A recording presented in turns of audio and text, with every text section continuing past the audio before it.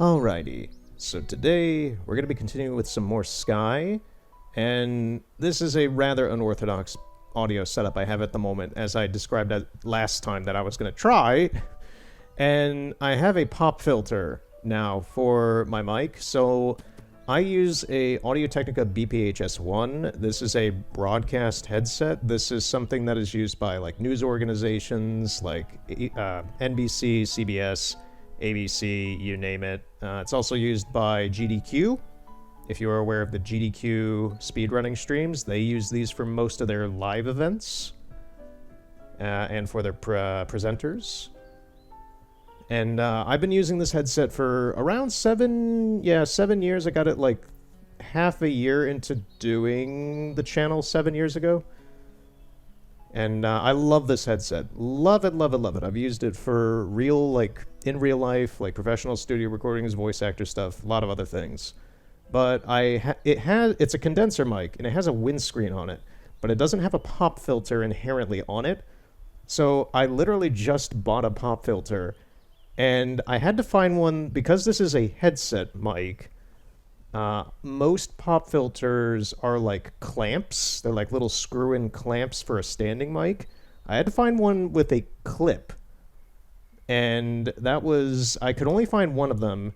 And I thought it would be a lot smaller. It's still kind of designed for a standing mic, so it's really big. It's like twice as big as I need it to be. And I've mounted it onto the headset, and I hope it's working all right, because this thing is huge in front of my face. So it's just this is a little bit of a weird thing. If it works, we're keeping it, but this is a really weird one for me in terms of tech. And tech is part of my job, so it's just kind of weird. The one downside to this pop filter was that you have to screw it into the clamp, and it's really, really loose in like the threading.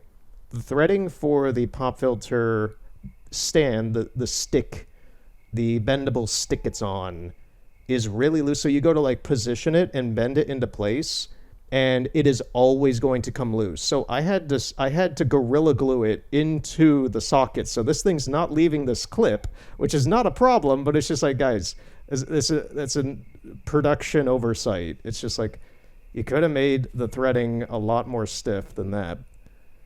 Anyway, if this sounds good, and I will be reviewing this quite diligently afterwards. If this sounds good, we're keeping this giant thing in front of my face for the future, I guess. Anyway, it adds a smidgen of weight to the headset, which is, we'll see how that goes. Anyway, what are we doing today? So today, we are going to be doing some light mending stuff. The new light mending stuff for this weekend is open. And we are going to be taking a look at the Valley of Triumph. The whole reason I started this up today, and I was going to record tomorrow, because I have more free time tomorrow. But I decided to do this today because I was doing my regular rounds, getting wax. Here's some of what I got, one of them at least of what I got. The dailies are already done for today, but I went into the Valley of Triumph because there's like a bonus, the candles in front of the gateway show that there's like bonus candles and stuff in there, and I went in there, and I forgot that the new like seasonal stuff is going on as well, so the tournament stuff is gone. The tournament stuff is done, and now there is a new seasonal thing involving the Valley right now. I don't know the full details of it.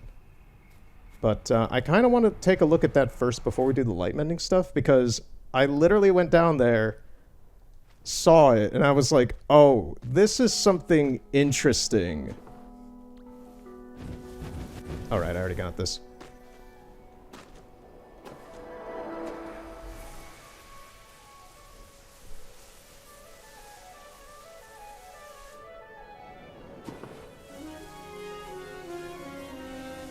Yeah, so today's going to be light mending stuff. Today's going to be looking at this new stuff that I have not seen before that's going on here in the valley. It's the new seasonal stuff, so I've seen posts from the Instagram account about this from Sky, And it looks very festive, it looks very interesting. It weirdly looks like stuff that I would have expected to be around like Christmas and stuff before I started playing the game.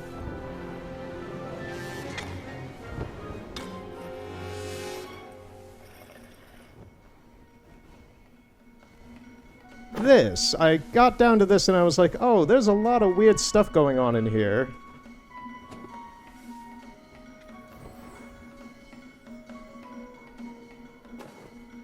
Hold on one second. I'm going to reset OBS for the audio settings because for some reason I'm hearing like double audio in my headset and I'm not sure if that's coming through in the recording.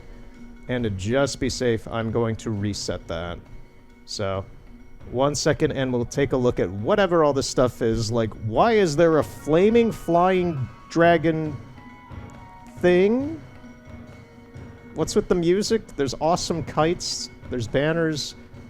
This is what I wanted to... I saw this instantly and I was like, no, we're recording this. We're recording this now because I don't know what other extra stuff is going to be going on. What is it dropping? Are those fireworks?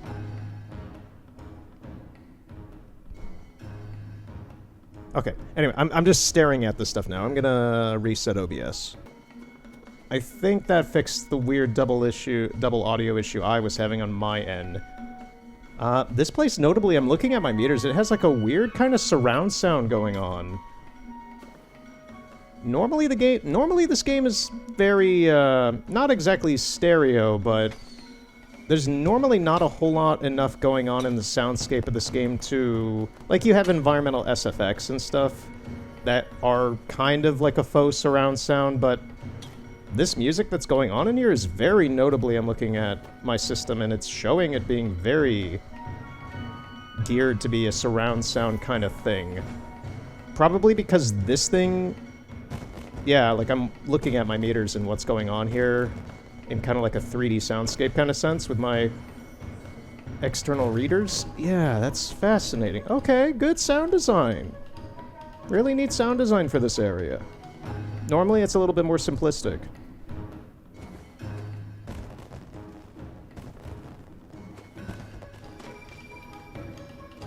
I'm assuming we can light these.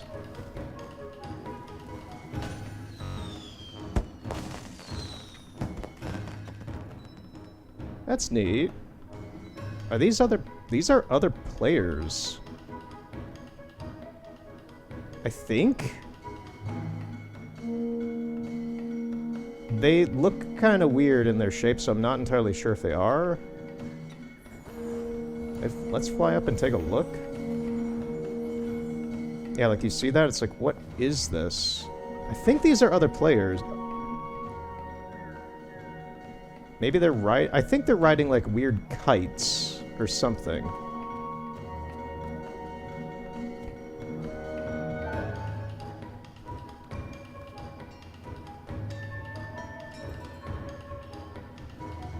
What is this?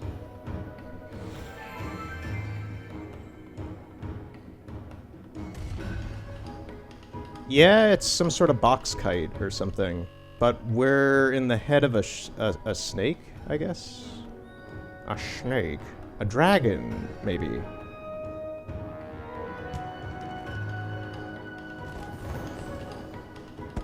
Is this a new kind of challenge? The same way that the regular challenges for the valley are, like going downhill or doing the wind tunnel test.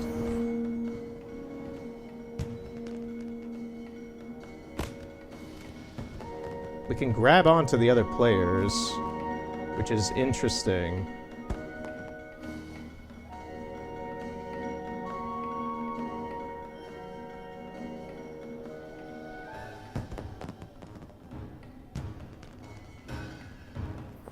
Yeah, this is interesting. This is certainly something different. I have never seen anything like this in the game so far.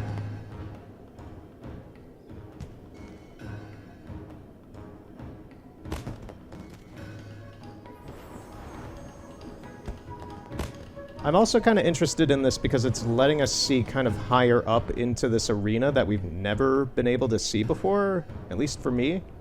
Like, we could see all the way out there. Because normally you can't really get up this high. At least from my playing. You know what's kind of funny is that the statues over there, as you can see to the kind of downhill course, the ones with the horns that they're blowing into, they are mounted correctly to the stadium. And I don't, yeah, the ones that are weirdly kind of floating in the air are the ones that are supposed to be like on top of those, but they're just not there.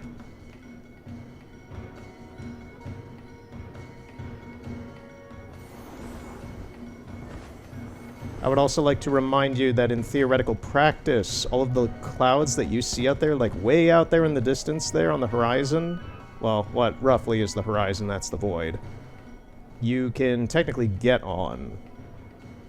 At the same time, like, technically get on is that they should have their own type of collision to let you float on them and interact with them. But whether or not there's an invisible wall or some sort of plane that stops you from going out that far is a different matter. But my point is, like with that Moomin part a while back, if you see clouds out there, the general theory is that you should be able to get onto them.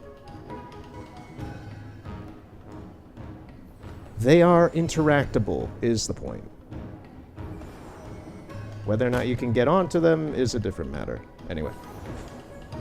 Let's get back to trying to get these. I don't know what the end goal of this is. How long does this go? Do we just collect a ton of them until it stops?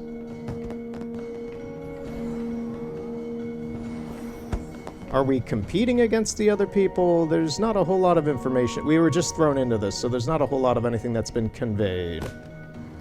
Someone is actually latched onto our back.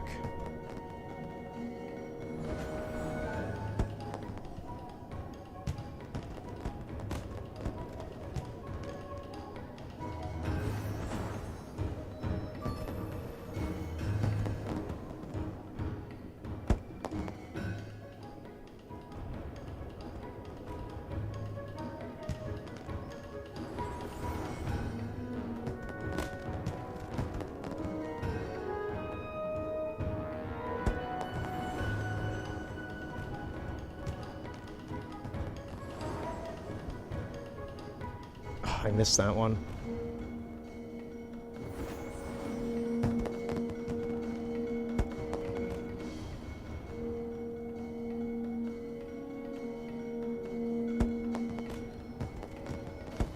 Yeah, I'm not sure if we're doing anything really at this point. Is this just for fun? We're not having like a... There's an exit. There's an exit there. An exit button. So I'm not sure if this is worthwhile to keep doing or not. We don't seem to really be growing any larger. And the lanterns keep spawning. I think we're good. Exit the snake game. Okay, well, I mean, we did it. Did we get anything for it? No? Oh, that's cool. Okay.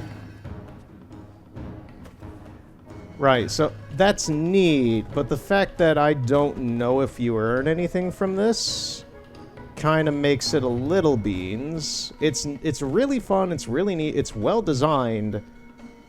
I feel like just not enough information has been conveyed, which is actually a funny topic, because apparently people were complaining. Let me see about the inbox. Is it still here? Yeah. Yeah, some people apparently seem to have been complaining about the light mending stuff and people not understanding how the light mending works. There's also been some people for the dailies, like these, who were very confused apparently about like what it means to go collect a light. So like there would be a mission for the dailies being like, go collect the flying lights in the forest, which actually kind of confused me like the first or second time that I did it, because I was like, okay, what do you mean by flying light? What does that look like? I'm newer to these daily missions and stuff. And apparently enough people were complaining about that they started to... I wish I recorded on one of these days. It was towards the end of the tournament stuff, but they started to specify what colors the lights were, which was really funny to me because it kind of came off a little passive-aggressive in a way. Just like, oh, these idiot kids don't know what lights are, so we got to specify, oh, go get the blue light, go get the red light. There's multicolored lights in this place, go get it. Just go get the lights. And it's just like, okay, it just, the way that they, like, shifted, like, okay, we're not just gonna say, like, go get the lights, go get this light, go get that light. Just kind of came off a little passive-aggressive from a developer. Like, they were probably, it's just like a, you know, just type it on your keyboard kind of thing, but, that was really, really funny to see them, like, give a message saying, hey, we see people are complaining about this, we're gonna make it easier for you kiddos. That was, that gave me a small chuckle.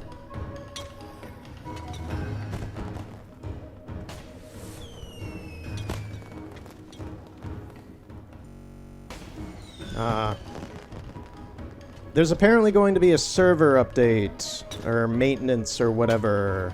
I believe it's going to be maintenance on the 18th, which is interesting, because the 18th... Why is the mute? Oh, it's because we're in a cave. I was going to say, why is the audio so sonically different down here? Ah, interesting dynamic audio.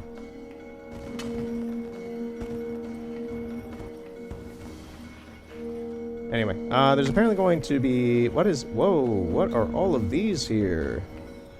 Give me those. There's apparently going to be server maintenance on the 18th of this month, so I probably will not be recording on that day. I was actually kind of planning on doing a stream, rarely enough. I haven't done a stream since 2020's 18th, for the 1-year anniversary of starting this stuff. And which was also funny, because it was a month before COVID started. But, yeah, it's been about 6 years since I've done a, like, Twitch stream or anything like that, so I was kind of considering, what, there's more of this stuff falling, what? Gimme. Gimme, gimme, gimme.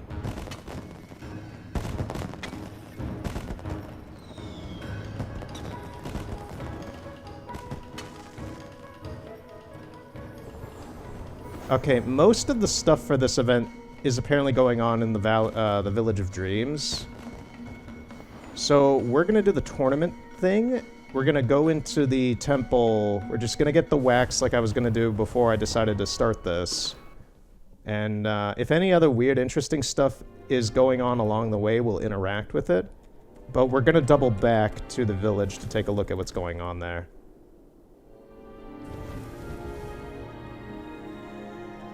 But yeah, I was planning on possibly doing a stream on the 18th. I don't know if I will now, but I'm not sure. I was kind of thinking about doing a stream of this game just because of how chill it is.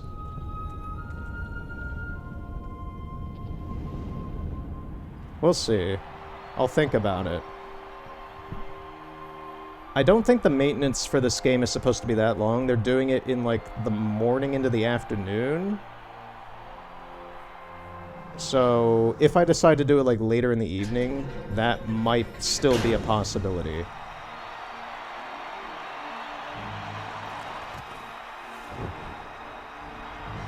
I don't know why I'm talking about this right now, like, as if this inherently is live anyway, because... like, this video is going to be going up probably after that happens. Because that's how time works. And then the stream for it, if it were recorded, would be going up later as well.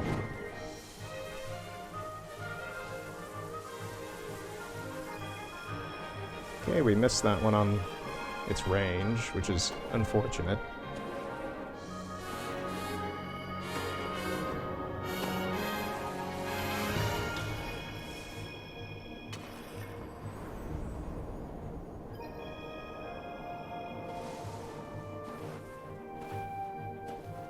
I completely forgot to even mention it just because of this stuff going on in the valley, but we have a new haircut. There's a new wandering spirit going on, and, well, traveling spirit, and one of their things that you could redeem was this haircut. So we're probably gonna sport this haircut until we get the cat one.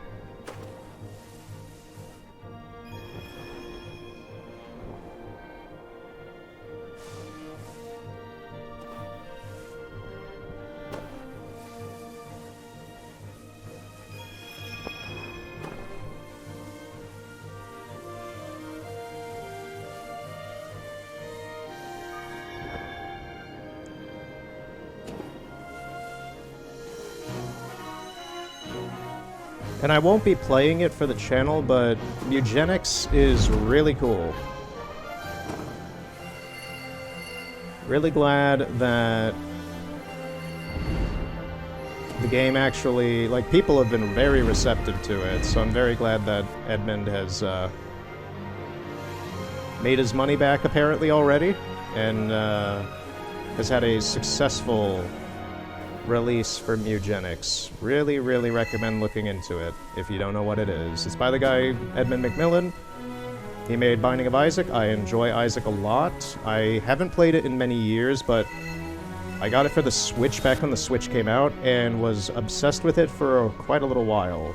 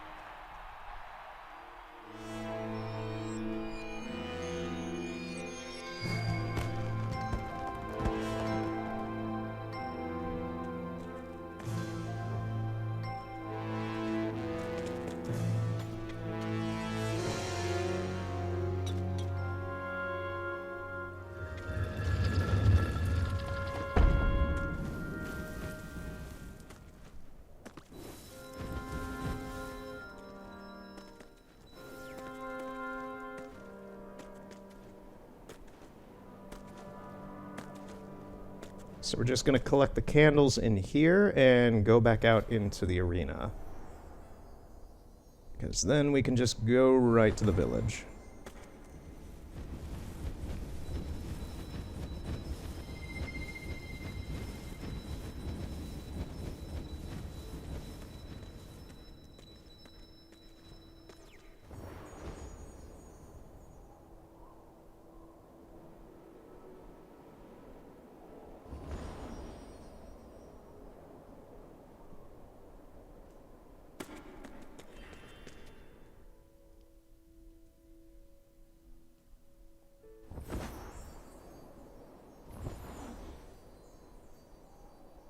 There's one of the bonus candles. Yeah, maybe it's just because I haven't recorded this game for maybe about a week and a half or so. It's been about a week since I did the last recording, where the last video was a chaos pit of just constantly, day after day, just doing different things for like a week. That was nuts. That was a very chaotic recording session for one video. I think it turned out alright, but yeah. What's also more funny is that since then, over the days since, I've seen a lot more, like, weird kind of messages left behind by other players, which is really annoyingly funny to me because it's like, these are great messages, but they weren't showing up when we were actually trying to record the part for it for that last time. Like, let's see what these are. This is a charge station. This is another charge station. Okay. Those ones are not interesting, but you get the gist. It's annoying because these messages and also the props, like the prop messages, they spawn in... I don't know when they... Like, they spawn in at their own whims. I'm not sure when they actually spawn in. But they also spawn in batches, which is fine in the instance that you are playing in this game. Like, this is an instance with other players, so it's kind of like a layer. So we're in this layer. There's going to be another layer. So in sound and light design, so specifically in light design, we would call this a universe. So we have a universe here that has all these presets. There's these lights that are organized to be in this specific system that are all coded to be in this layer, quote unquote. So this is a universe. There's going to be another universe that may be like universe 17 or 16 or 15. And each one of these universes has lights in a light system that are designed to interact with the overall sandwich, if you will, of the whole light system for like a venue. And if you want to move them to another universe, you have to recode them. So, man, yeah, this place is bustling.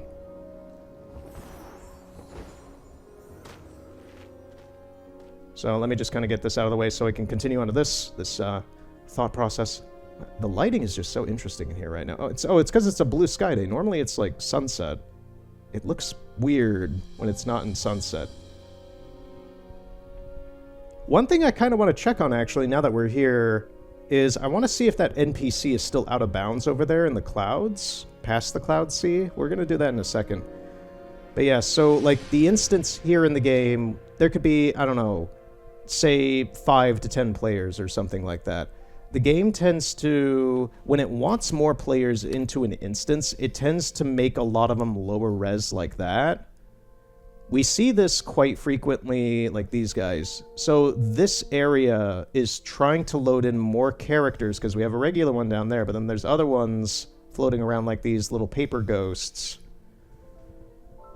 We see this a lot in the concert hall back in Avery.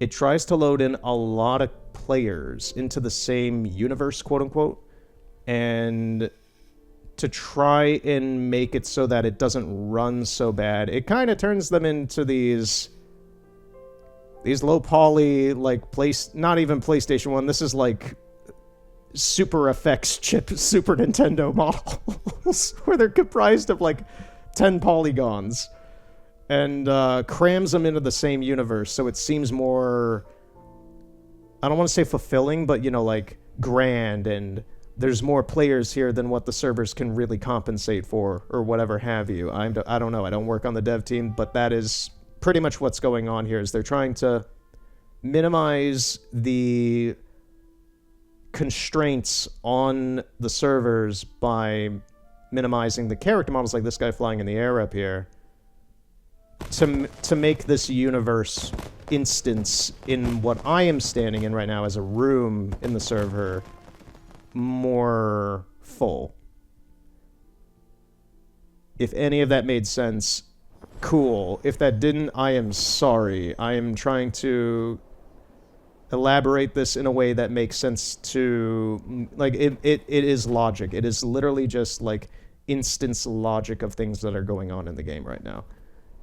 Anyway, that is not what we're here for. Alright, so we're gonna see if this NPC is still out of bounds. I'm curious, because if they're not, then I'm curious if they were... No, they are. They're still over there. They're actually a little bit more visible now with the different skybox. I was gonna say, please don't do this. We don't have any wings to get back up here. I hate this spot specifically because it's just like the moment you move, it wants to get rid of us. Yeah, they're still out there. If anybody wants to, like, freeze frame that and figure out which one it is. I'm kind of tempted to do that because it's so bright out, we can actually kind of see them a little bit better. I saw, like, a full resolution version of them for, like, a single frame. So I'm kind of tempted to go in there and freeze it myself and get back to you next time on which one it was. Who knows? Anyway, let's see what's going on over here. What is that?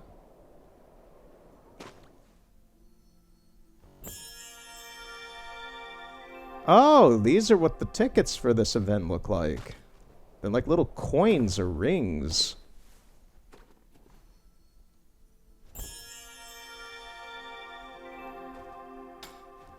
Or bracelets. I don't know what they're going for. It's a ring. It could be anything. Let's take a look at it, actually, since we can. The power of the camera. It is too generic to know. I don't think it's supposed to be a bracelet because it has a square in it. So I'm assuming it's like currency. It's a coin, maybe?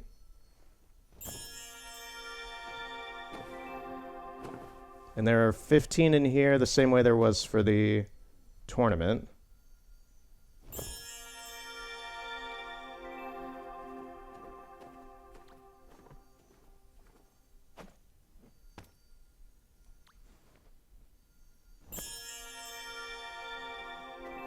Okay, that's enough for now. We're going to take a look at what's going on over here.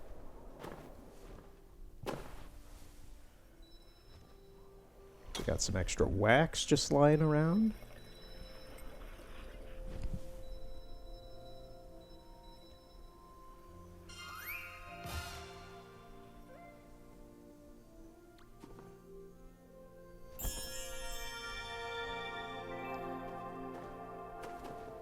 Apparently you can unlock rideable, like, deer plushies.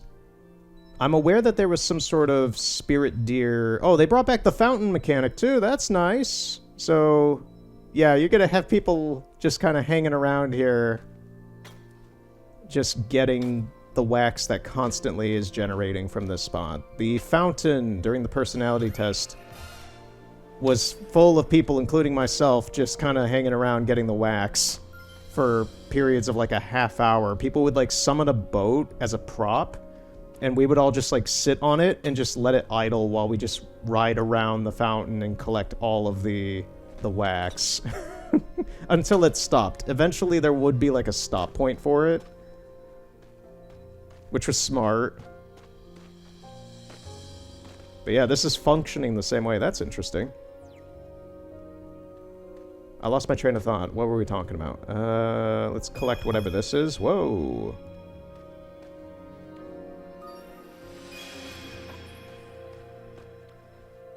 We are getting a lot of stuff from just picking up these pieces of wood.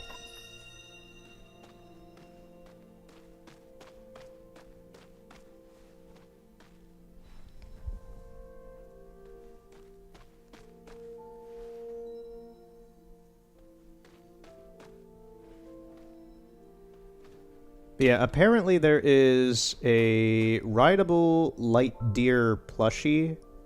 I'm curious about that.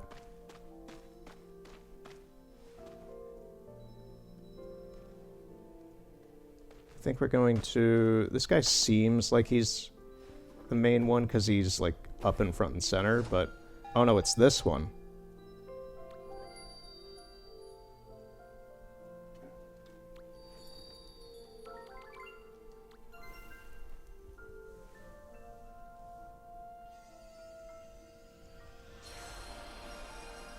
Okay, so that looks like a mask. I like the cape for this area. What is that? 22 hearts for whatever that thing is. Okay. So because I don't know what these are, and there's obviously minimal communication in this game, I am going to open the wiki real quick and take a look at what's going on here.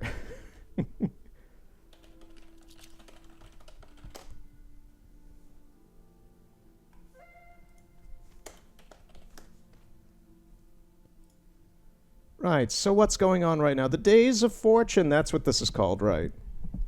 So the Days of Fortune... Last time this happened was in January to early February of last year. This seems to be a yearly thing. Okay. It is an annual event celebrating the traditions of the Lunar New Year Festival that happens around the end of January and spans over the following 14 days. Okay?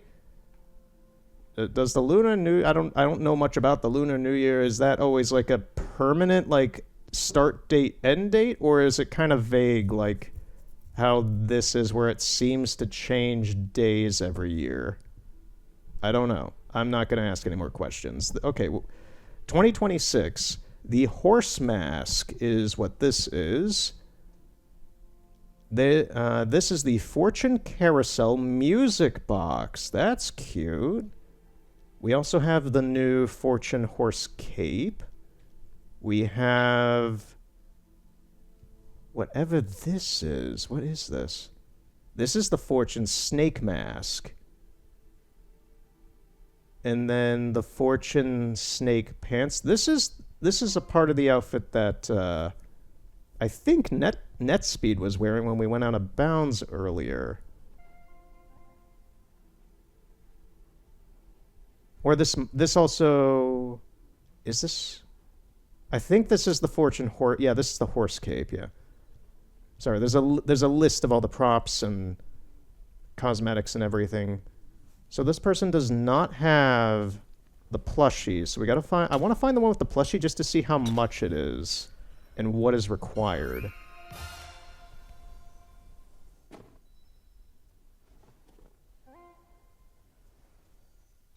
What is this? You've received the spirit's heartfelt blessings. Okay. Like, free wax? That's cool. Okay, they just celebrate.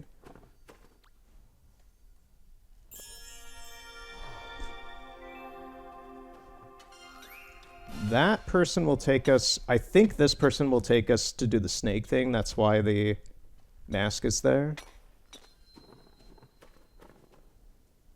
This person is another food vendor. They're just gonna celebrate. They're just gonna celebrate. Oh, looks like the jester guy has the plushie, maybe.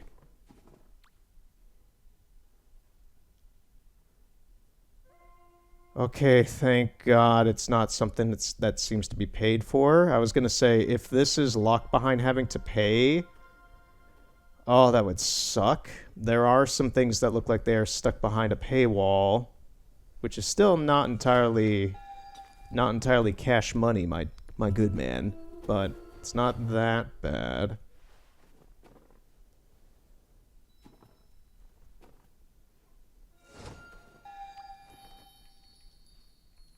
Yeah, my question is just how do I get the... How do I get this plush mount? It is hosted by the Festival Tech is a large matchmaking feature which allows large groups of players to gather beyond the usual limit of 8 people per session. Right, so that's exactly what I was describing earlier. There's actually a page about this on the wiki and I didn't realize that. So, yeah, so... Okay, so a regular instance, quote-unquote, a universe in this game is a max cap of 8. Huh. So, yeah, they do integrate some sort of different algorithm to open up the universe, quote-unquote, the session, as it were, to have more people in here and have them render in kind of like the concert hall to be like this, so it's not straining the servers too much. Okay. I'm surprised there's a page about this. I don't need to read more of it, but that's interesting. It's like, I know what's going on, but it's just kind of hard to describe to people who don't know how it works. The Fortune plush mount. How is that something that... There's not like a specific page for it. Several of the Days of Fortune's items are depicted in the merch shop for Sky Shop. Yeah, I know. That's in the trivia section. I want that rideable plush. Can I interact with this in a different way? Let me take a look at this one more time.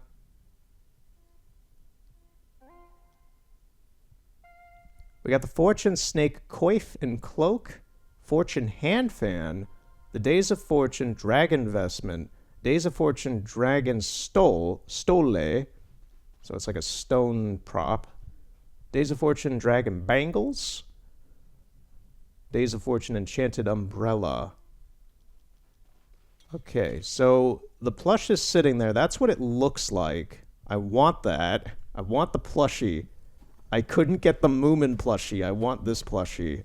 At the very least.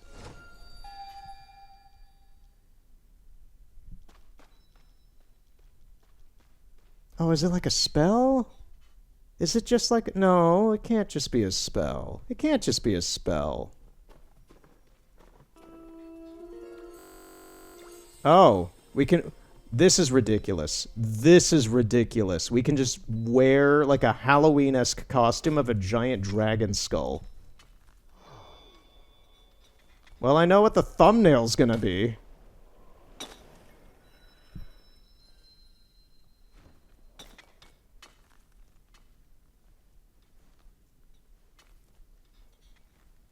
If I can make it look alright.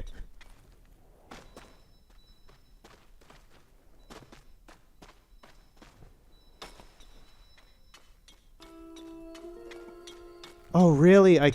Wait, this prop is not equipped. Oh, this is counting as a prop while I'm using it. Man, that means I can't take a picture of myself with this thing. I would need someone else to do it. Whatever.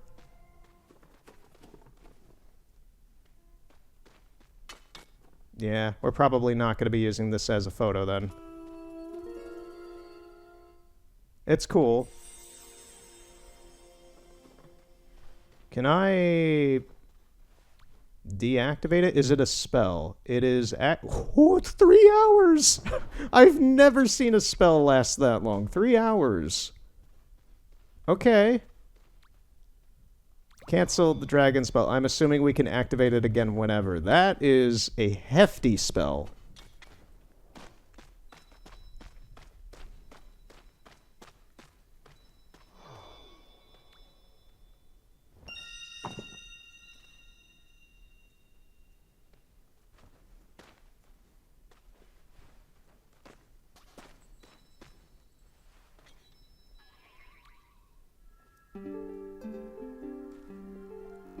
Well, these are going to be fresh.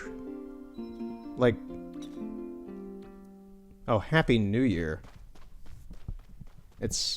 We're in the middle of February right now. It's not New Year's anymore. I'm not sure if some of these messages left behind by people are going to be like new or old. I would assume they would be newer, given, yeah, stuff like this would not be interactable normally because this platform wasn't here before. Anyway.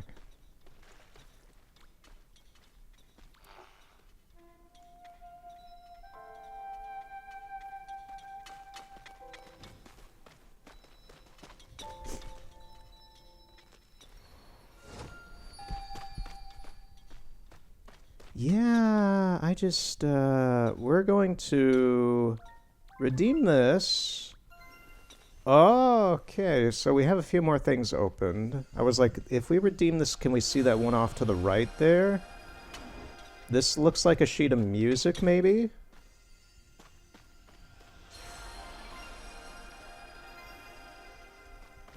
Those are expensive. Okay. Well, we have the whole chart open for this person, which is good. How long does this run?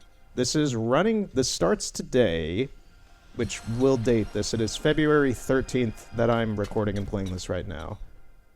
And it ends February 26th.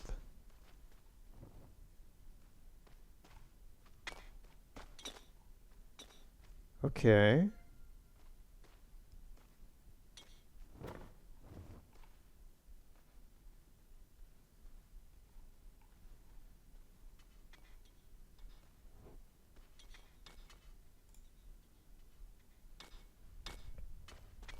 The secret area is also... What do you mean? What?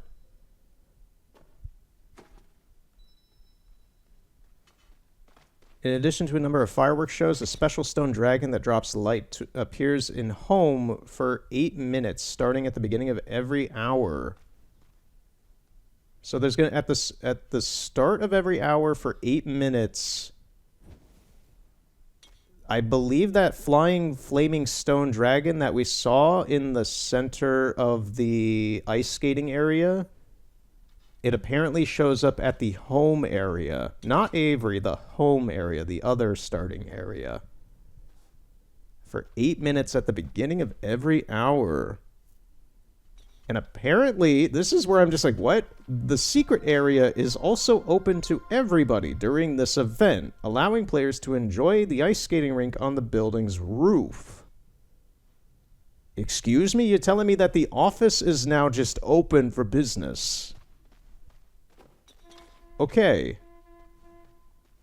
Okay, that is fascinating. I still have I see no information. I am going to specifically... I know this has been a lot of me just kind of standing around reading stuff and not a lot of things happening in the game. I'm sorry, but... So, Sky... What is this thing called? It's just the plush mount. Plush mount. It just redirects to the Days of Fortune 2026. Okay. It doesn't have a dedicated page yet. I'm not seeing anybody talk about it. In just a Google search, like there's no forum posts really.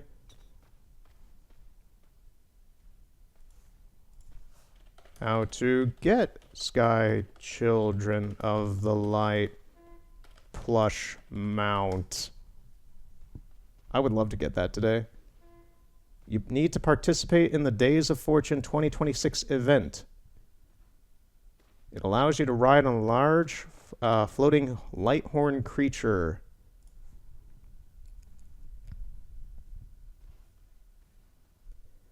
Purchase the Fortune Plush Mount Bundle as an in-app purchase in the game shop during the event.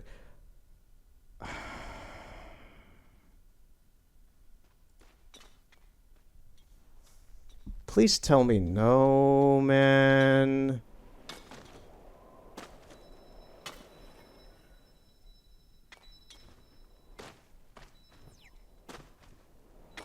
Are you for real?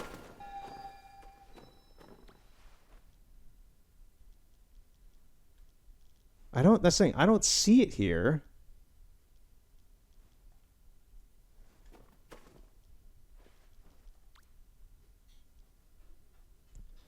Oh, man, it was right.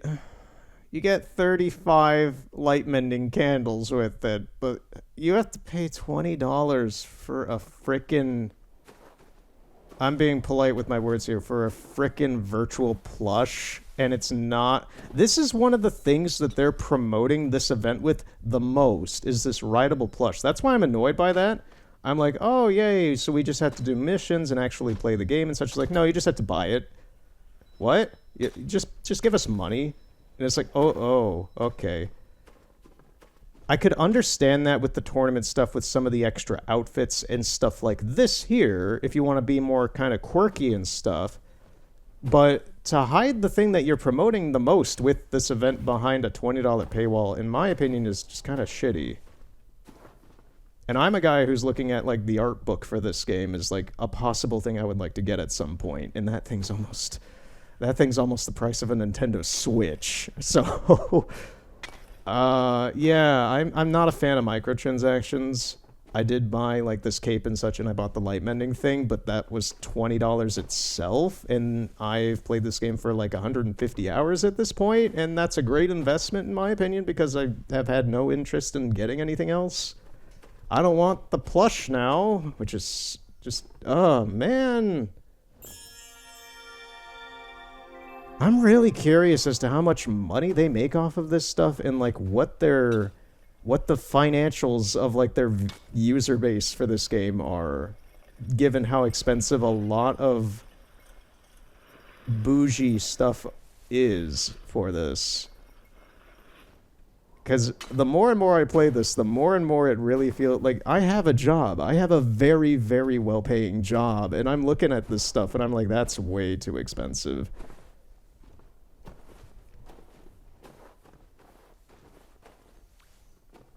So I'm just wondering, like, what is the class? What is, like, is it really like the 1%? I don't know. I'm not gonna go off on this stuff anymore, but it's just like, man, that sucks ass. I'm gonna be very frank with you. That just sucks ass. I really wanted to get that plush, and I was expecting it to be like the final or near final, like, thing for some sort of quest tree for this game. And it turns out you just have to pay him $20, and that's just really shitty in my opinion. So, okay, if this is it, if this is like it, and we just like have to get tickets for... Is there even like an event here now? Is there like something aside from that Snake game? Because the Snake game didn't seem to really give us anything when I played it. Is it just this?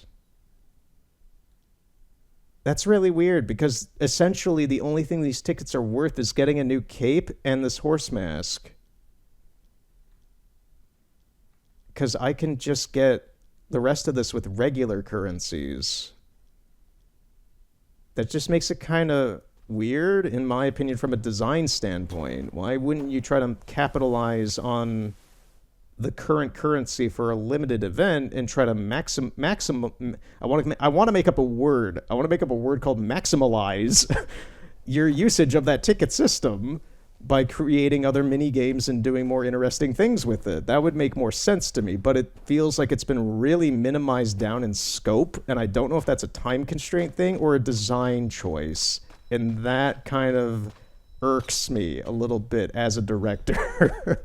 I'm just like, you could make this something grand, and the marketing for this whole thing I've seen online has been way more upbeat and interesting than the personality test or the tournament. They're going to town on the marketing for this thing. And, yeah, okay. We're gonna go to the light mending stuff. I'm kind of bummed about this now, man. Whatever. Let's do the light mending and see what's going on with this.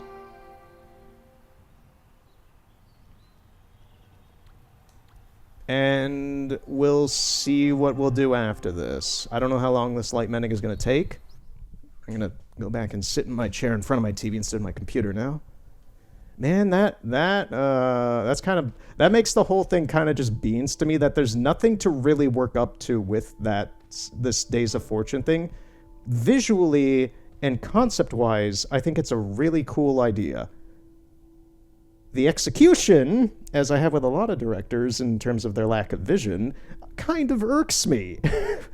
So I'm just like, okay, there's not essentially anything to really work towards, because it's just a cape and a mask, and I'm not OCD enough to care about that. Let alone with a free game. I play this daily, but I'm still just like, yeah, that's not enough. And, yeah. It's not enough motivation. Something cool like that. Like, that's why I like the light mending stuff. I had to pay $10 for this, but it's a whole thing for months and weeks. So this is way more worthwhile than whatever that is. Because this has a story, there's a lot of interesting stuff, there's a full-on slew. There's a slew of things you can get from this. And you don't have to really, like, you don't have to pay $20 for, like, the mask that any of these guys' masks or outfits or anything like that. $20 for a virtual plush, that is insane.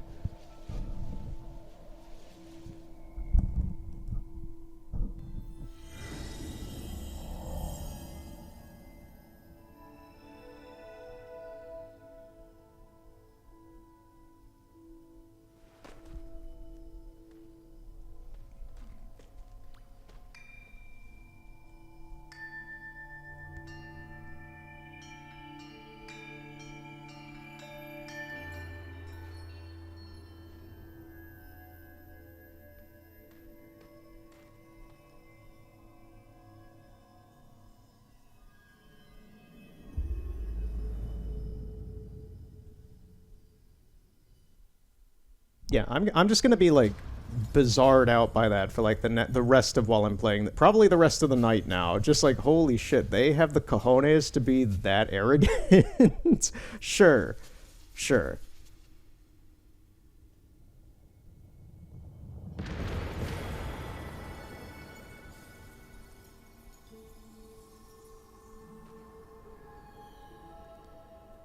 One other thing that I'm aware of now, as someone who plays this game daily and makes videos of it and such, is there is apparently a Sky Discord. I'm probably... I will flat out say, actually, I'm probably never going to join that, just because I don't care to be in the kind of whatever social ecosystem that I have vaguely seen and have heard from other people about from that area. It just seems really influencery and debatably, well, technically because of my other art that I do that's not YouTube and such, I am an influencer, but it's very much like it's very much the kind of stuff, and I don't mean to put my sister down on this, but just kind of the similar stuff to what like my sister does with marketing, where it's much more about just like trying to sell you something than it is trying to be honest and have fun with something. That's what I understand of it. I don't know. But that last time when we interacted with some of those crystals that had voice messages on them and they were trying to like recommend like their YouTube or their Instagram, I've come across more of the Instagram stuff actually recently. And yeah, there's a whole thing about like Sky creators and stuff, and it's really weird because as we started with in the beginning of this whole playthrough of this game, this is a game that's very much, if people know about it, they know about it, and if people don't know about it, they don't know about it, and most people don't know that this game exists. I talked with my brother and tried to show him this, and I've talked with other people that like I work with who are very much into video games, very much into Sony, very much into app games and such. They have no idea what the heck this is. I'm going to downplay it. But they've never heard of this. So this is very much something that is, I wouldn't say niche, but the player base for this is more tight-knit than your standard MMO. There's someone who paid $20 for the plush. You know, we're just gonna talk while people actually do the light mending. But, yeah, I just kind of want to reiterate that a little bit because I've been talking with people about this because of how much time I've put into it. I've recommended it to people and such. It's very, very clear to me that this is very much a insular game.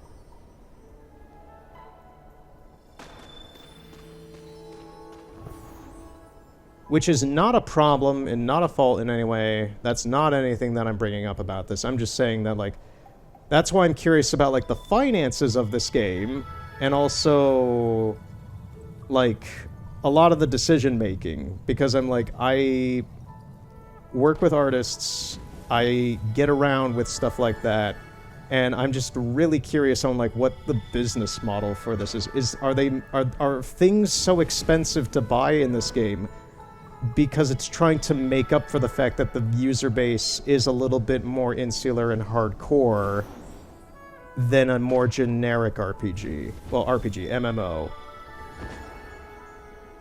Is that a reason why? Because the profit margins for this have to be kind of wild.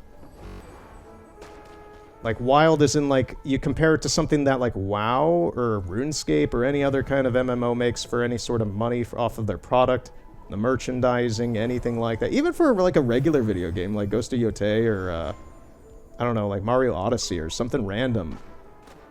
The new Sonic Crossworlds game. Anything. Just, like, compare it with, like, another video game. I'm just really curious what, like, what the finances look like compared to something like this.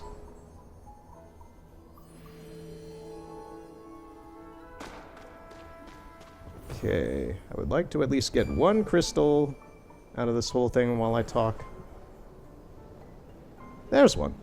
And it's lifting us up like an elevator. Okay. I would like to go down, please. Thank you. Oh, I got the last one. Well, the last one for this batch.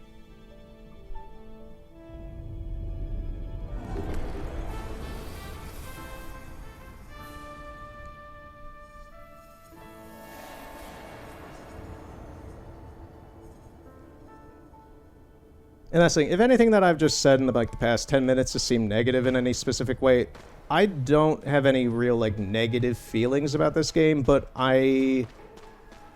as someone who works in this kind of ideation and executional field, I do have some weird questions inherently, and also some annoyances, because it's just, yeah, this is not a perfect game. This is absolutely not a perfect game, but this is one of my favorite games that I've played now in the past few years, weirdly enough, even though it's inherently not the most complex thing. It's a fantastic break from all of the action-adventure stuff that I've been playing the past few years. And I've enjoyed those action-adventure things, but when I've played tons of them to the point where I'm just kind of getting a little bit bored of them because it's very rinse-repeat, this is very much still a breath of fresh air. I'm kind of annoyed at whatever this uplifting function is. It's like the moment that I get into the air, it wants to throw me to the ceiling, and that's really annoying. Speaking of annoyances. Yeah, most of my feelings, if you could like give them specific phrases for this game, would be, it's very cathartic. I'm very curious about a lot of things. I'm exceedingly curious. Still. And overall, I think it's a well-executed project.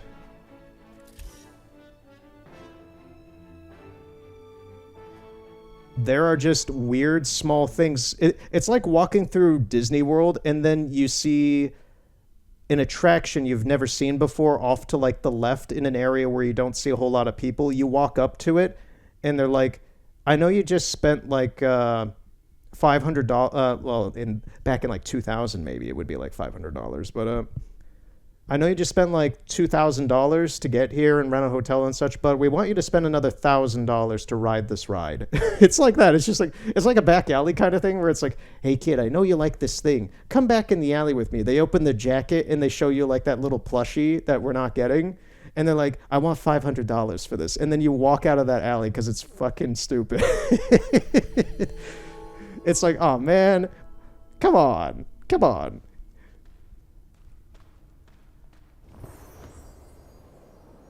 Okay, we're gonna wrap up this because, seriously, stop throwing me up to the ceiling!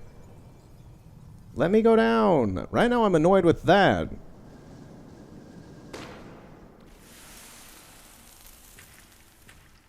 Ay caramba. Okay, we got one more. Thank you.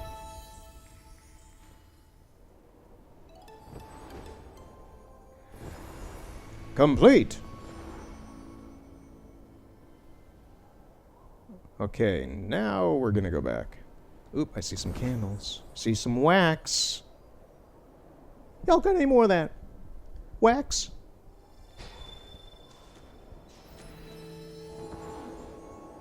Falling speed is greatly reduced for everyone in the lantern for a period of time. I don't know about falling speed, but it sure does want us to hit the ceiling.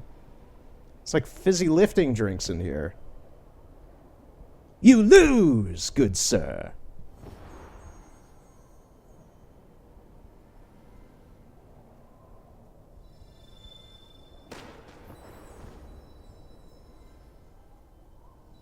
So on the topic of music, getting away from just like talking about this game, but the topic of music. So last time, a few parts ago and last time I think I talked a little bit about the Ashes to Ember concert that I'm not going to go to because it conflicts with my work schedule. But I'm debating a few others that look very interesting. And I will probably, I realize like, wait, no, I'm going to keep this vague because I don't know if I'm going to these concerts. And if I do, I don't want to like say a specific concert for a band that I'm seeing, because then that would be outing like where I am on what day and stuff. And I don't really want to do that ahead of time. Privacy, man. But anyway, wow, this hill just has a ton of candles around it. But anyway, there are, how many? There's about 3 bands I'm looking at concerts for. So if they work out, awesome. If not, oh well. I have their records still, and I love their music. It really does come down to work scheduling, man. How many do I got? I got 1, 2. Like right now I'm working on I did a concert for an artist yesterday, and I got 2 more coming up. Then I got another one in the early summer. I have around I know I have definitely one in the early summer. I think there's ruminations of like another 3 or 4. So, we'll see.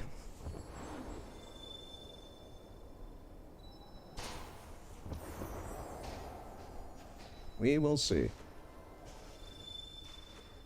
I thought that this pop filter would be like annoying on this headset after a while. So far it isn't. It is some extra weight on this thing, but it's not like bothering my ears or my head or anything, which is really nice, because it is a noticeable weight on the left side of my head. And I hope it's working all right. I hope there's no popping or weird things that are like making the sound kind of staticify, making up new words.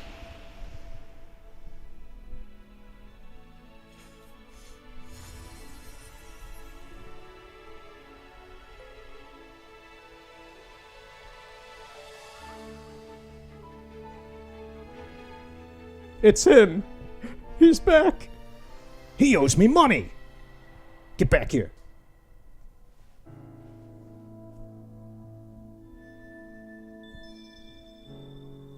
This dead fool owed me $20 in the past, but then the Dark Dragons came and killed us all.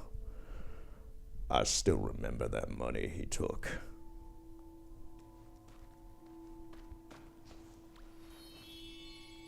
Maybe someday when I'm put in a weird little rhombus memory cube, I will get that money back by strangling him in the nether space.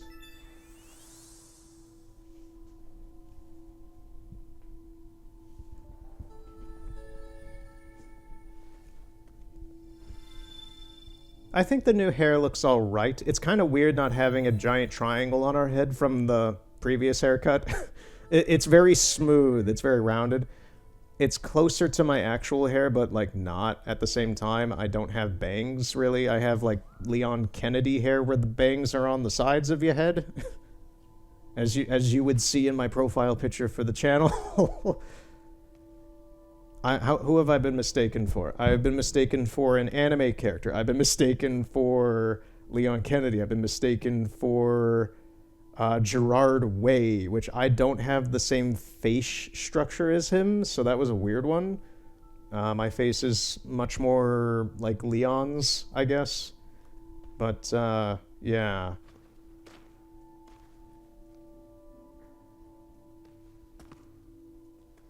Okay, so that was the light mending. I do for the light mending. Last thing I did unlock was this hair. We're at 36. I'm kind of tempted to unlock this one because this is kind of the most useless one that we're able to get at the moment, and it might be worth getting it out of the way. Because aside from that, it would be this hood that then leads to more things that probably cost a lot of stuff with the Scholar.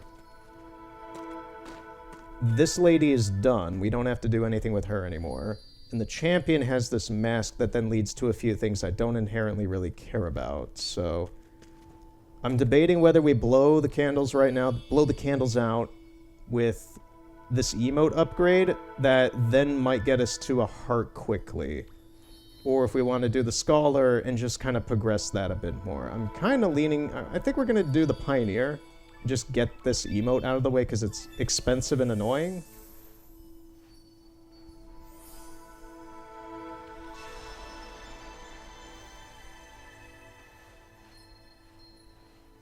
What is this camera, man?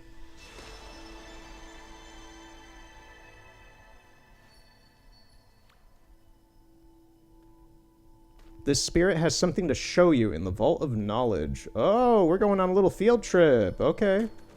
I'm fine with that.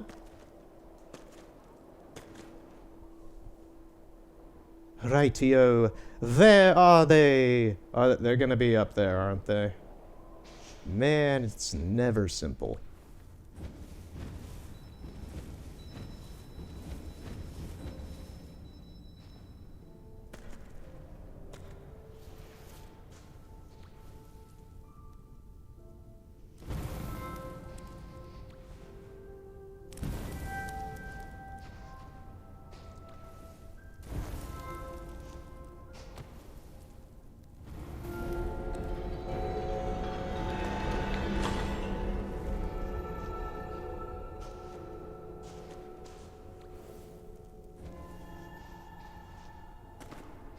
Okay, and they got that one. They very clearly have been unlocking the stuff for the Days of Fortune.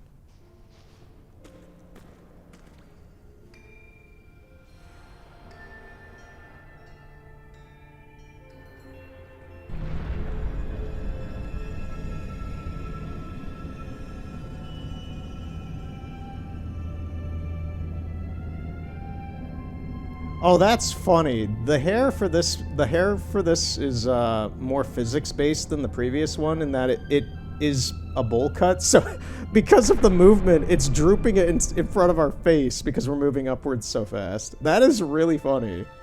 It looks so doofy.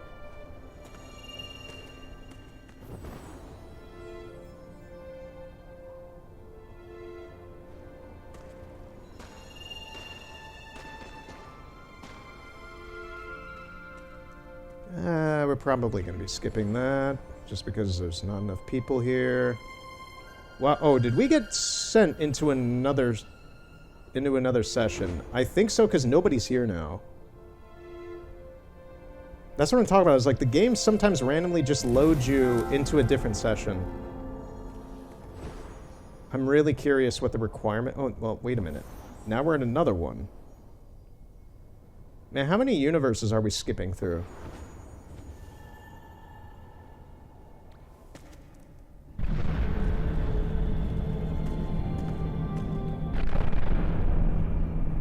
The audio is kind of crusty there. Yeah, because that person that we touch candles with, not sexual, in the chamber below, they vanished. Then we were by ourselves, and then it threw us into another one that had a bunch of people in it. Okay, yeah. The game's just skipping us through universes right now. Okay.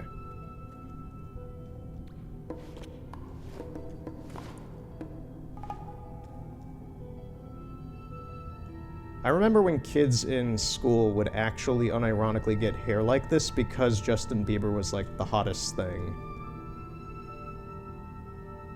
And I also remember back then parents like being told not to from like teachers and such because apparently they would lead to eye styes. Because you would have hair just constantly in your eye and your eye would get like infected or something. That was something I remember them talking about back 15 or so years ago. Almost 20 years ago.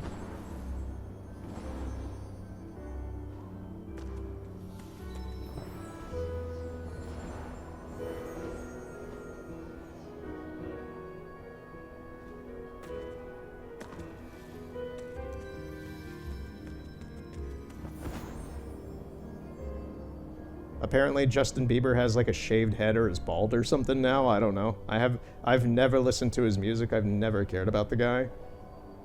I honestly vaguely it's not that I don't understand. I don't know how much of a celebrity he is anymore because to my layman's perspective of pop culture like society today, he's kind of in like the same weird realm of like Britney Spears or what's her name? Amanda Bynes, where it's like she was a child, well, he was a child celebrity that went a little crazy or something and is kind of just still a celebrity because people remember them. It's kind of like Bruno Mars. You know Bruno Mars? He hasn't put out an album in like 15 years. He hasn't made new music really in like 15 years. And he is still somehow a celebrity just because he performs at a casino. He's got like the Billy Joel at Madison Square Garden gig, but at like a casino in Las Vegas. That's his only thing. He's just playing music at one of the casinos there. He just keeps like redoing music from like the 2 or whatever albums that he made. So it's weird that people still consider him like a major celebrity when he was like 15 years ago. Not dissing the guy because he made great music. He's just not like relevant really, which is really interesting. It's really interesting that like he's still like a big name in that regard.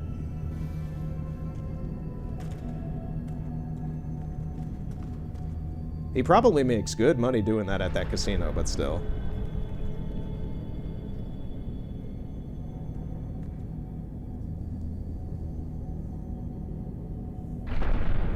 Speaking of music, I did actually receive my vinyl copy of the After EPs. If you don't know who After is, they are a pop band that tries to sound a lot like music from the, I'd say like 2000 to 2005, 6 period of time of like commercial pop music.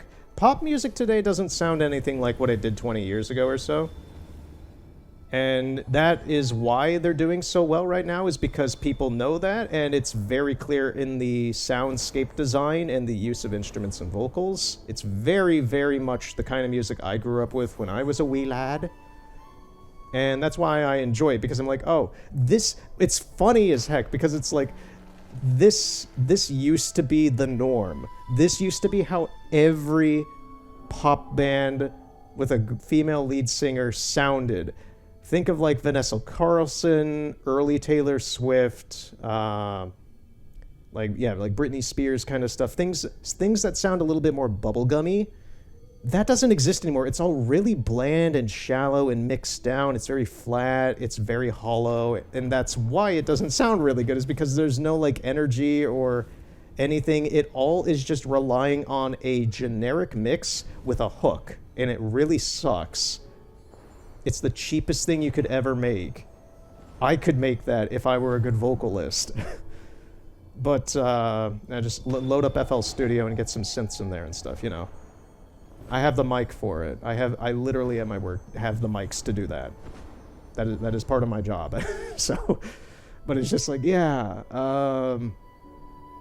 This is really weirdly interesting, and the lyrics are very well done. Very, very well done. I like them a lot. They've put out 2 EPs, and they put them onto an album, a vinyl album, which I'm surprised a lot of other indie bands don't do. Like Nature TV was a big one. They put out an album after they got put on by, they got picked up by Hit or Heist, but it has all original music on it, and I'm really weirded out that they never put out like a record of all of the stuff that they made EPs out of. They have like 4 or 5 EPs. Yeah, it's like 5 EPs. And that's where most of their catalog is. That's most of what they played at the concert that I saw a few months ago. And that is their best music. The vinyl, the full album that they did, there's like 3 really, really, really solid songs on it, but most of it is kind of just repetitious. Like, we got picked up by this album, we need to fill this album up with music kind of tone, where all of the EPs, every single song on those EPs was like an individual, well-crafted thing. And, yeah, the album was good. I'm glad I have the record because it's rather rare these days. It had like at least while I'm recording this, it's only had like 1 pressing, and I somehow managed to find one by asking a Barnes & Noble's employee over their website if they had any, because they showed that they were out of stock, but also had some, or something like that. I talked about that better in one of the Assassin's Creed Mirage parts. That was a few months ago. I forget the exact details at this point. But, yeah, really, really great band that I like. And after they put out theirs on a record, and it sounds great. Really glad I got this. Apparently the CD for it already sold out. Someone I know on Discord was disappointed in that. But, yeah, really good release. I recommend them. After AFTER. If you're into that sort of thing. If not and you're into more weird stuff, Steven Wilson put out a new live album that is exclusive to his new audio platform. That was another weird thing. It's like I'm a massive Steven Wilson fan. Everything from No Man to Base Communion, all of his weird stuff, his incomplete stuff. His biography novel is his book is one of the most like jovially personal, like kind of fun books that I've read. When you're reading it, it seems like you're talking to like a brother or like someone who is on the direct same kind of brain wavelength as you, and it feels like you're having this is a whole novel, and it feels like you're having a really, really solid conversation with somebody, even though you're just reading a book. One of the best books that I've ever read. Just because it was fun and it felt like a conversation of sorts, even though you're just reading. Anyway, that came with, like, I have the deluxe version of that. It was apparently the last deluxe edition that they had from the tours. They put one up for, like, $10 off because it had, like, a scuff on it or something, and I nabbed that immediately because I was like, yeah, let me have that, I want it. And it came with a CD that had, like, weird demo stuff from the 80s and like from like 1980 to like 1987 or 8 or something, like right before Steven started working with Tim for No Man. And yeah, it's like weird stuff. It's like stuff that he made when he was like 7 and 14 and stuff, like when he was like a little kid, like messing with a synthesizer his dad made and such. And it's like, that's my rabbit hole of music, where it's like, I love the stuff that's on like what I see on like Bandcamp from artists that I like, but I'm also totally fine with like, you know, getting the real hard to get stuff as well. The stuff that's like, an artist made a song, so I'm giving just a generic, not accurate answer, but just like as an example, as a metaphor for what I'm talking about, like an artist puts out like a solid song that is popular in the fan base from like 2005, and then they reiterate that in like 2013, and they use that, but then they also use music from 1992 that they made, incorporated into that 2005 song to make a new song in 2013 that they decided not to make into an actual production, and it's just like a demo tape or something. Stuff that's weird like that. That's also stuff that I look for. Just the full range. The full range of creative concepts. If that's a lot, you don't even want to know about the research I've done into film for my actual art and stuff. I've gone to crazy, crazy lengths for that.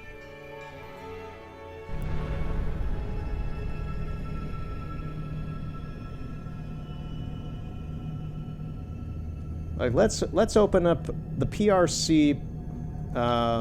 Let's open up some PRC government websites from 2002 and see what they have to say about restricted chemicals and ideas for their film industry.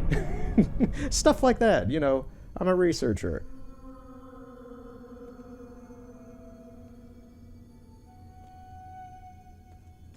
Let's find out about some mom-and-pop film organization that existed in Wales in like 2007 that went under after like 6 months of operating. Stuff like that. Just like the weird forgotten stuff in my fields that is good to know about, but nobody else is ever going to give a shit about.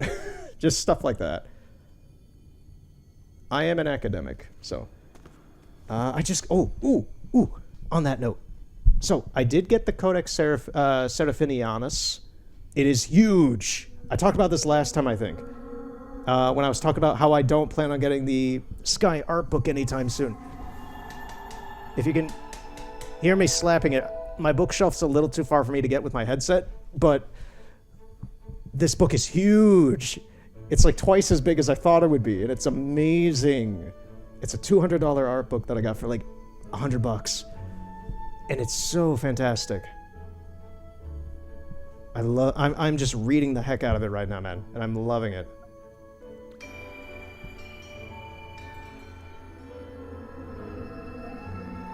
I also recently got a butterfly encyclopedia, like a naturalist book that has a lot of butterfly photos from like the 1910s and 1920s. The book itself is from 1922. And that is also a fascinating read that I'm reading right now. Just a 100-year-old book, naturalist book about butterflies and such, with butterfly photos specifically, is the interesting thing to me, because the process of it's difficult. I'm too excited right now, man. Sorry. The process of photographing butterflies is very much a process. I've done it for years, and I do it on film, not on digital. Everything is so much easier on digital. It's so boring. When you do it on film, you have to get shit right the same way as if you're in a martial arts fight. If you don't get the right move in at the right moment, you have failed, and you have to accept that failure and learn from it for next time you get into a fight. You have to do that. If you don't want to do that, go take digital photos with your camera, like your phone or whatever the crap. I don't know. Anyway, these guys were crazy. These guys were crazy back in like 1910, 1920 to take photos of butterflies like this. They're monochrome, which is fine. There's like color plate drawings and such in there that kind of, at the time, would have compensated for that. But there are black and white photos of butterflies in there, and flowers, and the butterfly ones themselves are crazy to me, because these guys would have had to have used a bellows on a tripoded camera with large format film. The bellows would have been the length of a car. Which is insane to me. The bellows would have, to get something that macro, back then, they would have had to use something on a tripod, and the bellows would have had to been the length of a freaking car. And we're talking about to get a photo of a butterfly.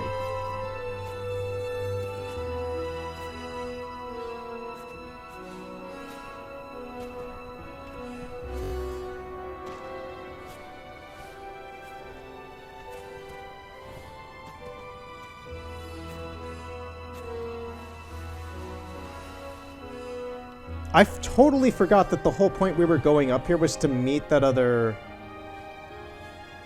light mending person. I didn't see them.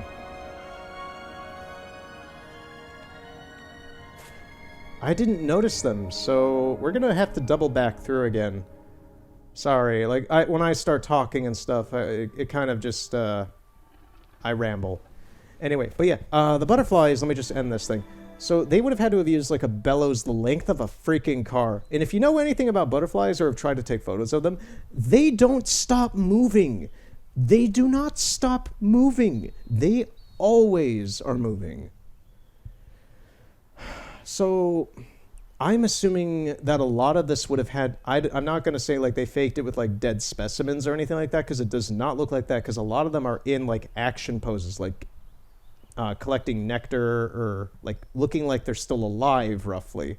But I'm really curious, like, did they like make a little box that was contained, put like plant life in it and stage it to make it look like it's outside or something, so that they can put this massive camera that cannot move there to then just wait for a butterfly to happen to get onto a flower in an interesting spot and take a photo? Like, how staged was this stuff? Because to some degree it had to be controlled, because the situation with the technology at the time very much limited anything you could do. That's why it's crazy. It's like, you can't take photos like this, but they did at the time, and it had to have been to some extent some sort of created thing in some manner.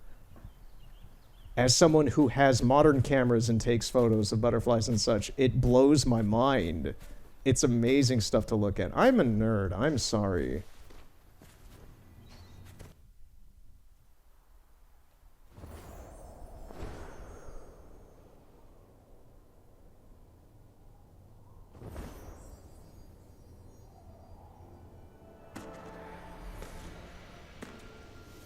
I'm an adult dude playing a babby game about making friends, socializing, and spirit world stuff.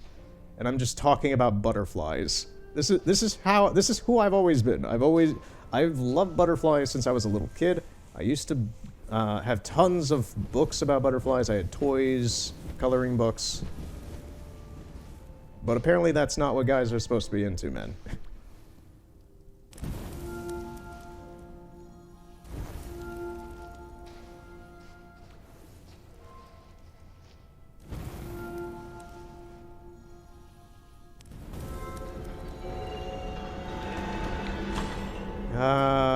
We could talk about the Super Bowl. I don't care about the Super Bowl. I never have.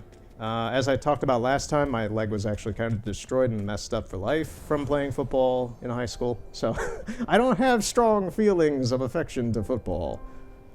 For good reasons. And just inherently, I'm not really a sportsy kind of guy. I don't really care about sports. I like martial arts, as I am a black belt in Taekwondo, so I do have like a discipline and care for martial arts inherently.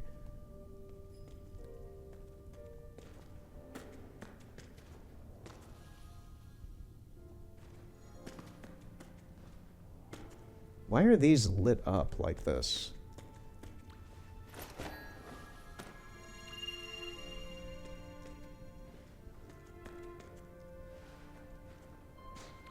Oh, that's how you open it. I haven't been in here in forever, so I forgot, like, what is this? This is the archive. I know that, but I'm like, how do you get in here? So, I mean, a node is not showing up for me to kind of glitch in there. So let's take a look at the office by ourselves and see if that's true. What the SkyWiki said should be going on here. Are we actually able to just get in here? No. Oh, so the SkyWiki was lying. Okay. That's unfortunate. It lied. We were given misinformation. Guards, seize them. Alright. Let's hope that, it's the same one, I think. Yeah. Ooh, we do have these. Oh, this is a fancy one. And we even have an Alice gate over here.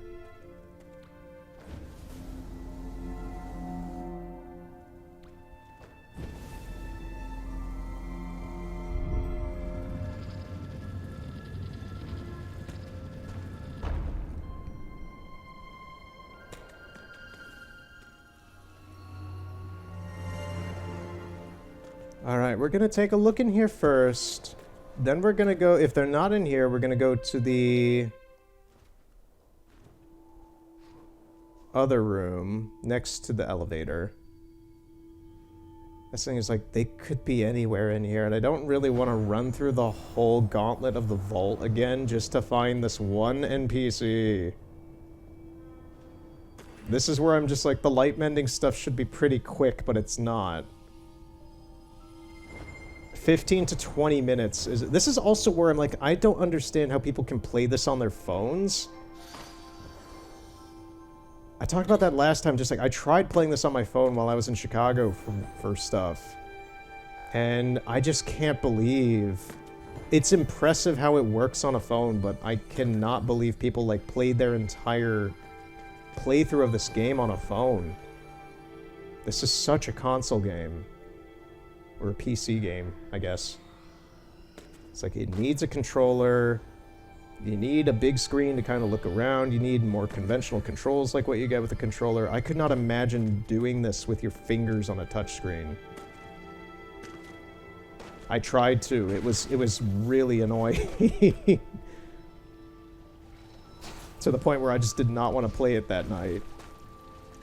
I like got like the basic seasonal light mending candles. I didn't even do all the dailies or anything like that. I just got like the one you get for showing up in the game, and I was like, I'm good after trying to play through a bit of the prairie or whatever. I was like, I can't control this. This is horrendous.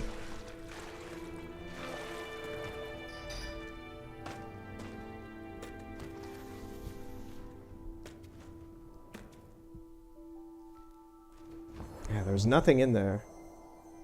Let me out. Let me out.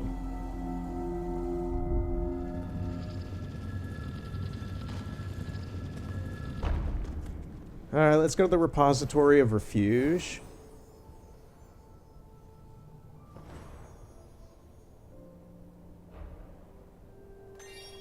May as well redeem these. Okay, we got 15 tickets. The elevator is live, which is good. It will probably be deactivated after we exit the refuge. Come on, come on. I click the button. I click at the button. You make it the pizza.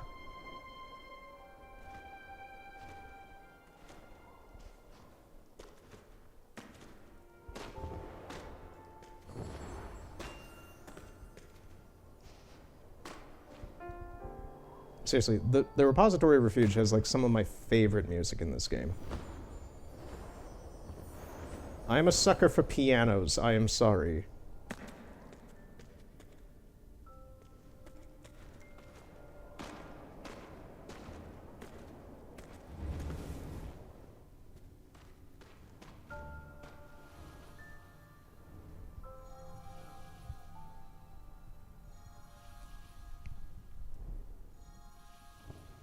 Oh, I also forgot to bring this up.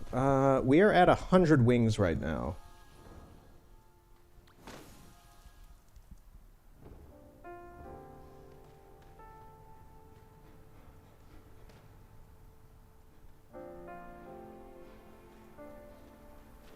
Okay, that person was very standoffish. I don't know why. They seem to be up here to like get light from this thing, but they either didn't want to or didn't seem to understand that if you touch tips with your candles, you regain the light a lot faster. I don't know. Yeah, like that person too. I don't know. Just like, guys, collaborate. Collaborate on helping each other. This is Sky. You're supposed to be friends. No frenemies, no enemies, no hateful alliances. Only love and compassion. Get Ringo Starr in here. Peace and love.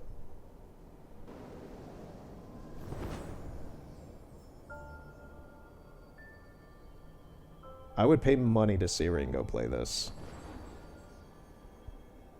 Okay, we got nothing in here as well. So it'd be faster to load back. So we're gonna load back. And now we're really just gonna be going back up the elevator again and seeing if we can find that light mending person.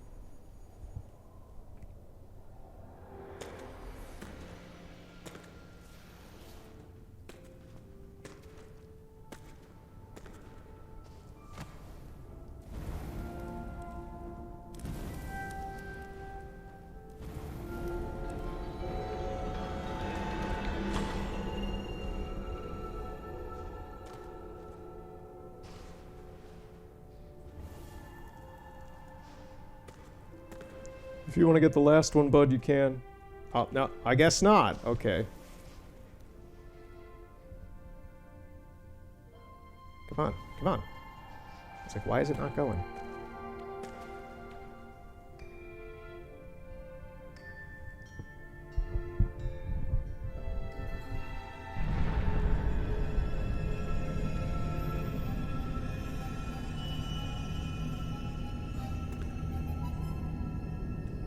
Man, I love the way this hair works with the elevator. It just makes us really look like some sort of scene or emo kid. That's amazing.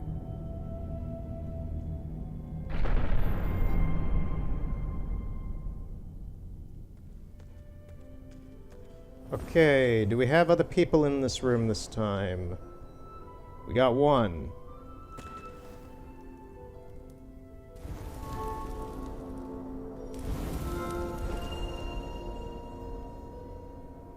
We got 4, 5.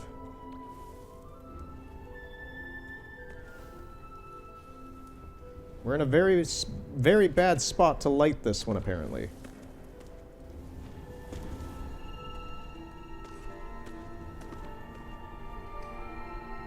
Wait, no. I just realized, what if they're behind that door?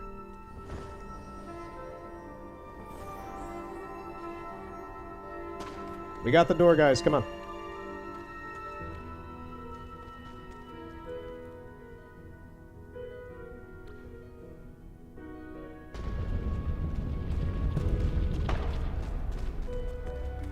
Okay, they're not, but we did get this big candle. You never know. I was about to say, maybe we don't... I don't want to have to go through the whole vault again.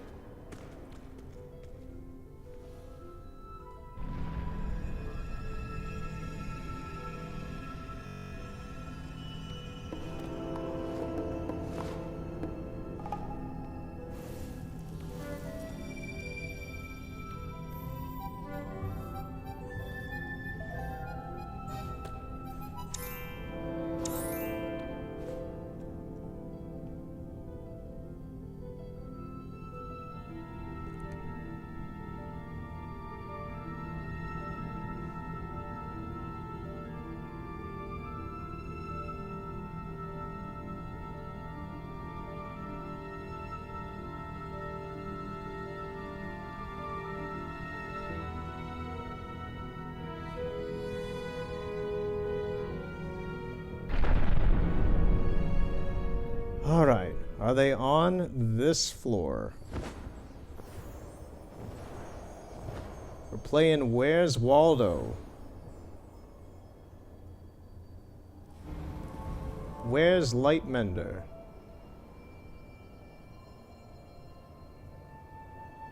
I see nobody here, so we're gonna keep going up.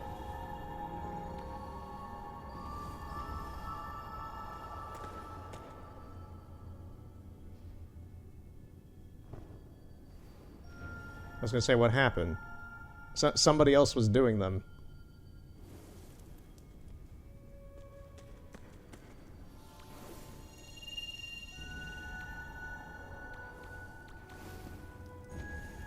There we go. Alright.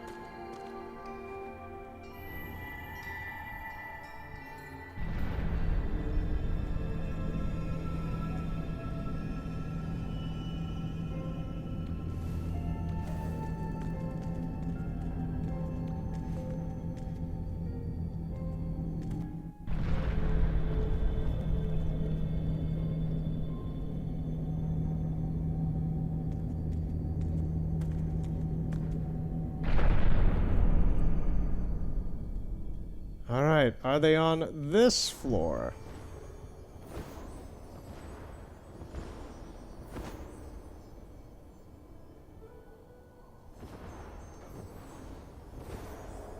This is kind of the last useful floor that we can check.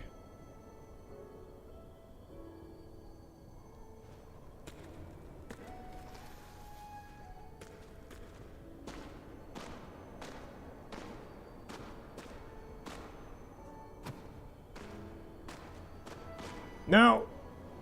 Man.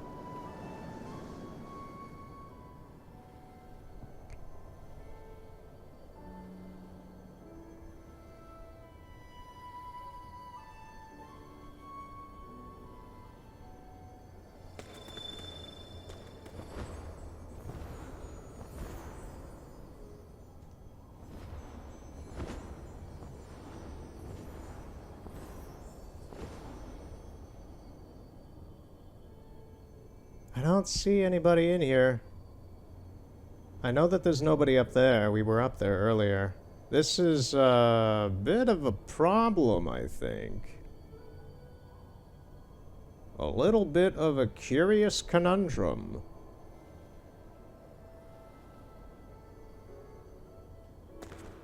Right. So...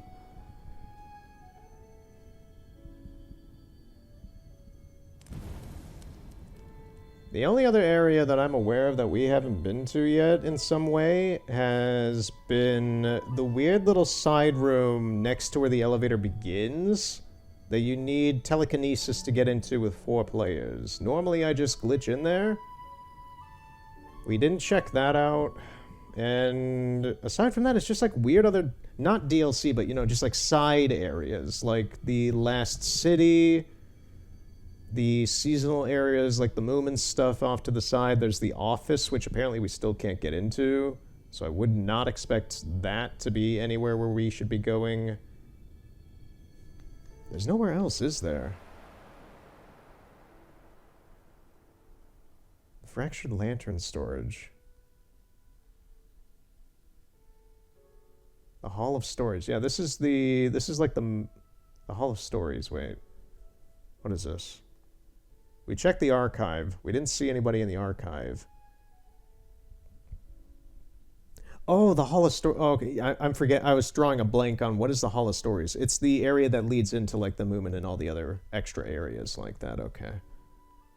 Yeah, because we're already up in the upper vault. I know that there's nothing at the Vault Temple. The office. There was nothing in the repository that I could see.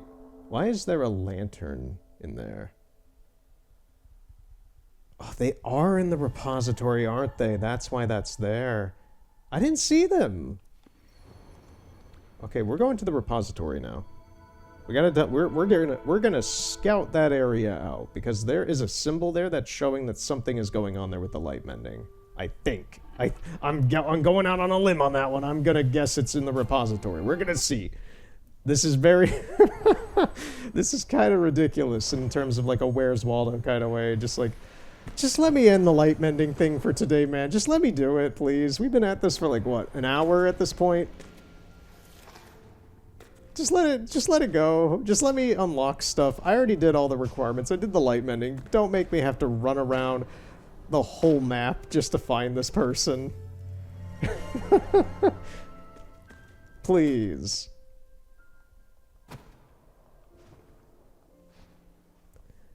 I'm not overly bothered by it, but it is frankly a waste of time.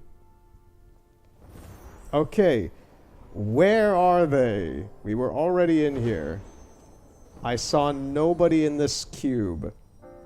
We already ran out of wings. Great.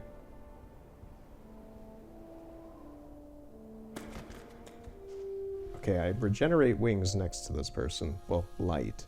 Wings, for me, wings, if that bothers anybody who plays this game and I'm like referring to like light as wings and stuff like that, I use wings and light interchangeably for the same topic. Wings are literally what lets us fly more, but light is what is the energy source, the stamina to do so. To me, they are the same thing when I use them interchangeably like that.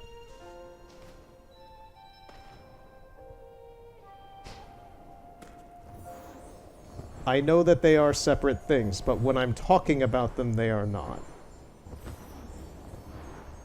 Unless I am being specific about them. Okay. We're here in the repository.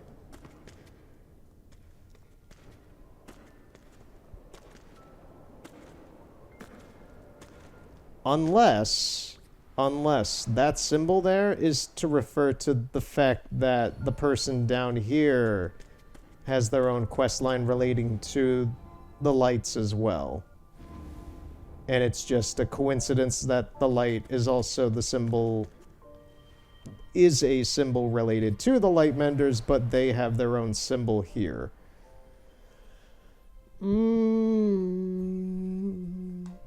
Because we're having a good time, having a good time. Defying the laws of gravity. Also, if you didn't know, for some reason there's like a lantern in that meteor floating thing there. We had no more wings, so we couldn't get into it. Alright, I'm probably gonna come back and just do this on my own, because I am starting to feel like I am wasting time trying to find this light mender.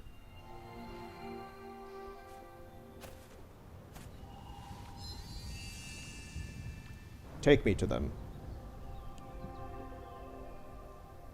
I want to finish, before I do just move on to something else, I do want to just take a look. Okay, so you. The spirit has something to show you in the Vault of Knowledge. Where? Where in the Vault of Knowledge? That would be very helpful. Because I've been through the whole vault, and I haven't seen anything aside from in that side room over there. We're going to see if we can get in there. And if it's in there, that is a really kind of dumb place to put this, because normally, officially, you can only get in here by using 4 other people. So if they're hiding it behind here, I don't know what to think about that. Okay.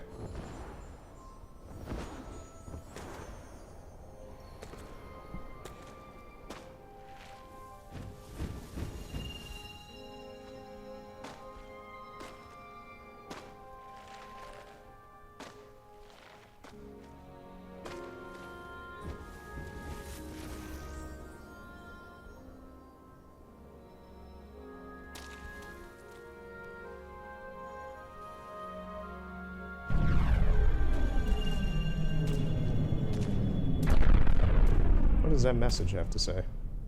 Hello. Oh, I thought the game crashed for a second there. That's one thing that this game, I think, only happened that once. While we were recording a session, the game crashed. I think that's the only time that's happened. Hi. Yeah.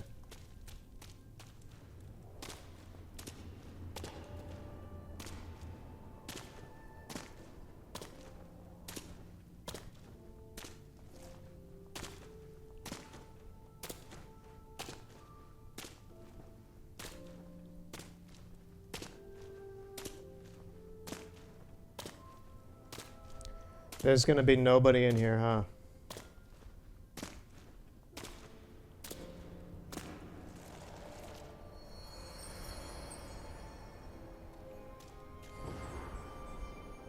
Unbelievable.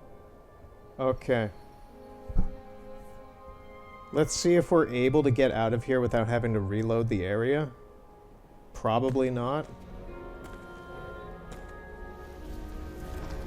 Someone's activated the elevator, but...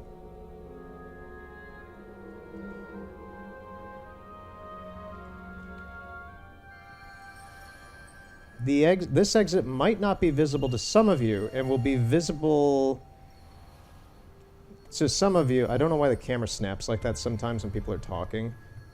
Okay, I'm gonna... This person is saying so much. So fast. Okay, what do you have to say? This exit might not be visible to some of you, and will be visible to some of you, and not because I made it wrong, so I ask your understanding. You might not see the shared space I've recorded in this to make the exit 1, because your connection isn't strong enough to enable shared memory to load shared space visible. Sky servers already make a delay. You haven't entered a shared space before, or there might be some other reason that it would still work for some of you. I'm sorry if it doesn't work. That is not how shared spaces work, really. It's not about memory. It's literally about instances. So it's not about whether or not if you have a good Wi-Fi connection. It's about will the game... They're in batches, like I said earlier. They're loaded in batches. So you normally get like 5 to 6 messages in a batch in an area, like a radius around you. And the game kind of triangulates where you are in the game and figures out which of these batches to give you at...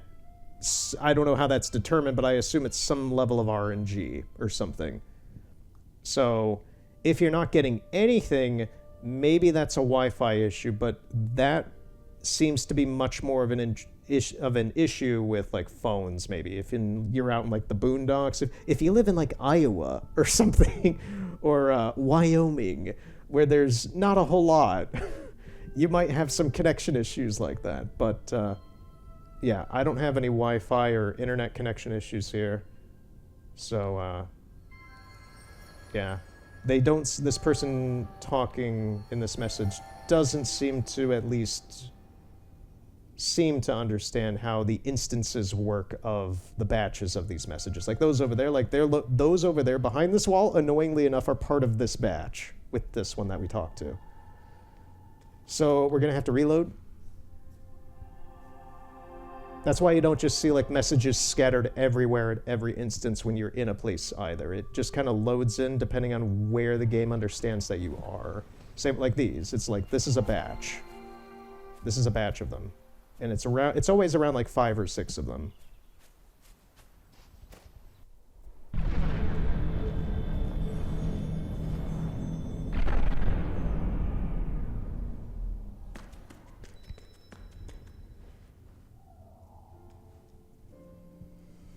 Alright, time to put on a thinking hat.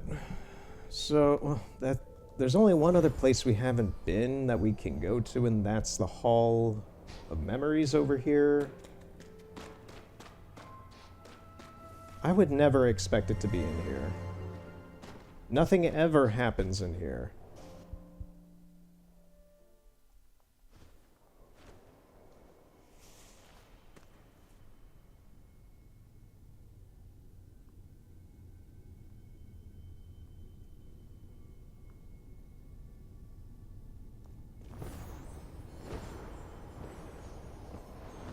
There's nothing here.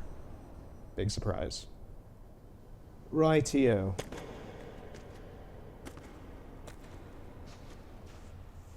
What do you have to say? I will fall in love with you over and over again. I don't care how, where, or when, no matter how long it's been. You're mine. Oh, it's another one of those Sky influencer Instagram people that I talked about earlier. That's exactly what I mean. There's like a weird subset of like Sky quote-unquote influencers and such around this game that have like Instagram accounts or Twitter accounts or whatever, Blue Sky. And yeah, they just make like marketing material-esque kind of content, to my knowledge. I've not like sat down and watched any of it, but that's from a layman's perspective of that kind of social sphere. That seems to be kind of what it is. I don't know. I don't doubt they're putting a lot of effort into what they're doing or making, but I know people who do that for other things. You have got to be kidding me.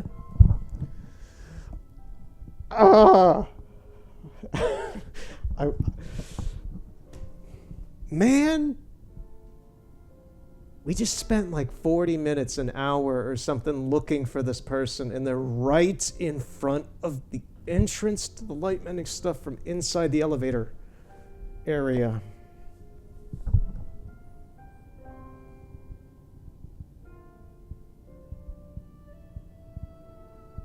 Oh man. I'm just sitting here with my head in my hands. It's just, come on, man. You can't make this up. You cannot make this up. What the heck? I'm sorry. At the same time, I'm not, because I didn't see them all these times and I had no idea.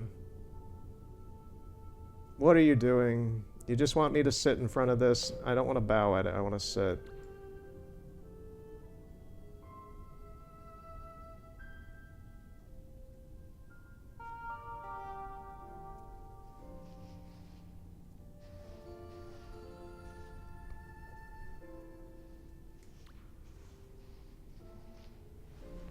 I'm sorry I had to wait for you to invite me to sit down next to it. I'm sorry I apparently don't have the ability to sit down next to it myself and have agency. I have to have the light mending person help me with that.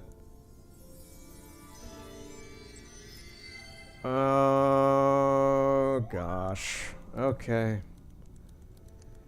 Well, I don't intend on hanging around the vault for the next part, at least for a long time, aside from doing the light mending stuff, and I hope we don't have to go on a wild goose chase like that again. That, like...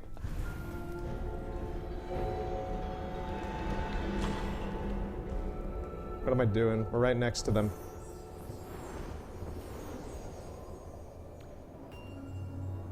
Okay.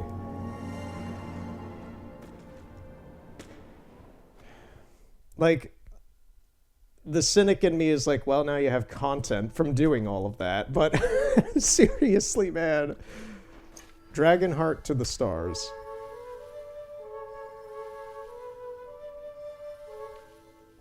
That was a cool outfit you had. Yes or no? Hey, Pookie Bug.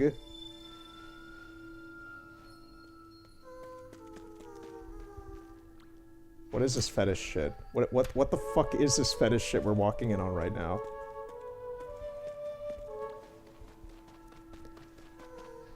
Wait, are there comments? I want to see the comments for this. Oh my god, the Riz came back. Never change, Riz. Never change. Slaying, as always, Glitter. I'm scared. Are you good? Are you my dad?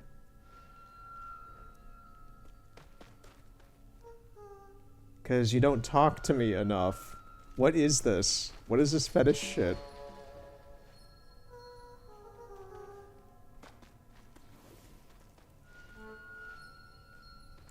You see, this is the weird shit that I wanted to find last time. Whoa, what are they doing? Crazy emotes.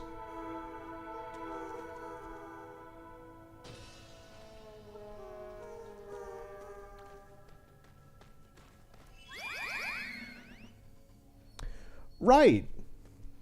This is where I'm like, this would be a fascinating thing for my sociology or psychology teachers that I had in college. They would probably get a kick out of stuff like that because they're the kind of professors who are very down with the Riz. Oh my god, there's a message up here. Whoa, what is this? What is this? I can... Whoa. Oh, I can't see it because I'm stuck here.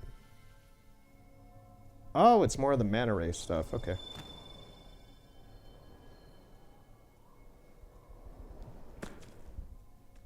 That's nice. That's cute. Yeah, that was an amazing message that scared the heck out of me at first. Okay. Good job. All right, so we can get that. We can get this because we have the season pass. So we got their outfit. We'll take a look at that. We need a few more to get this blue dye, and then we'll be able to get the heart. So, at the end of it, I think we're good. This has been a mess so far. You know, getting let down by the Season of Fortune stuff with the... What was that? Why could I grab that? Why could I grab... I've never seen that there before. What? Whatever. That was weird. We're getting let down by the Season of Fortune stuff with, like, the plushie being locked behind a $20 paywall. That's still insane to me.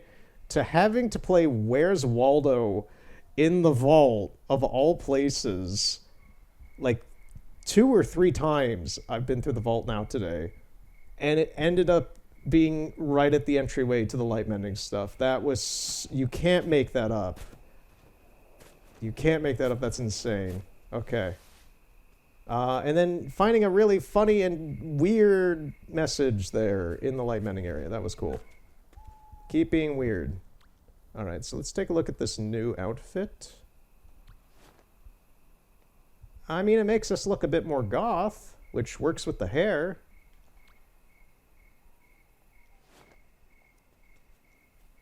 Alright, so I have it dyed, but you can also take a look at it when it's... This is what it looks like normally. It's more red. I prefer the black and the blue. So. Okay, yeah, this is a really weird day. I'm glad I'm doing this today, because man, is it weird. Also, instead of the tournament stuff up here, they have kind of a loading area to get to it from here, I guess. Yeah.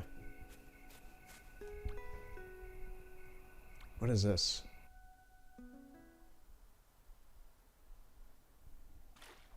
Where are we? Whoa. Why are there giant crystal balls? I wanted to call them testicles, but now I have called them testicles. What are these messages? Can't read that. Happy Valentine Day. I'm a something 6 February with an I. I don't think I've ever seen February spelled with an I like that. That's funny. 2026. Okay. I think they're speaking in a different language.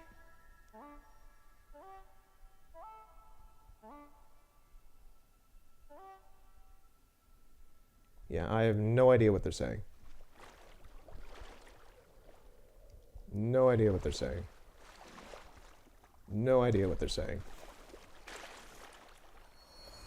Let's enjoy this beautiful night. Well, we got an Alice portal here.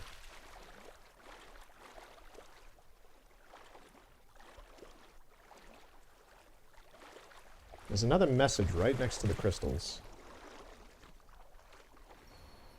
Days of single. Giving you the finger guns and a wink. 39 messages. Oh my god. What are these? Real. I'm so cooked because I don't have friends for hearts too. What's going on? Why is the game shaking?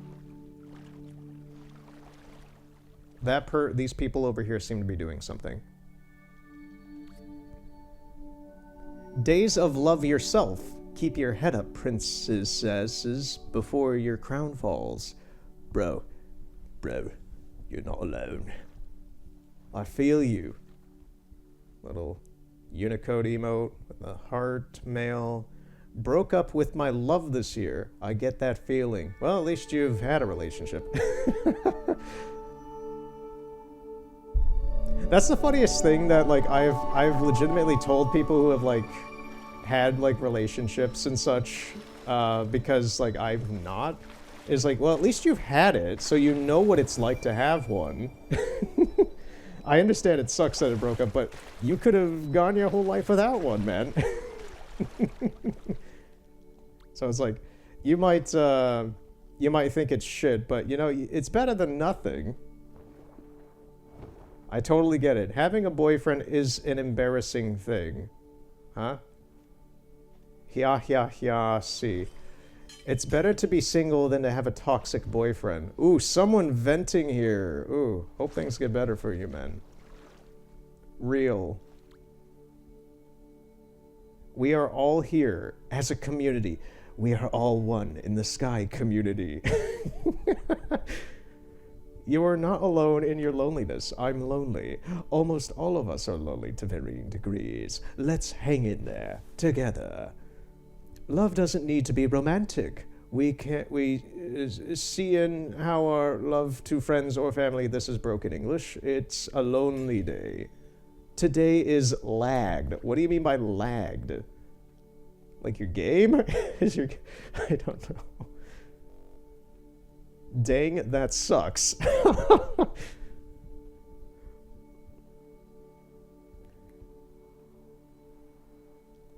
There's a few repeats in here. It's alright, guys. We got some self-love. Oh, that's funny. That's just funny, man.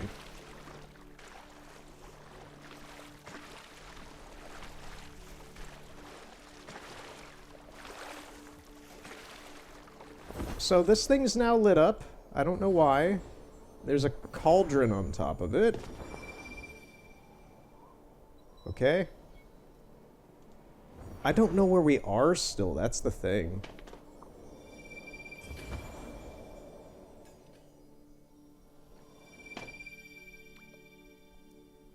For singles.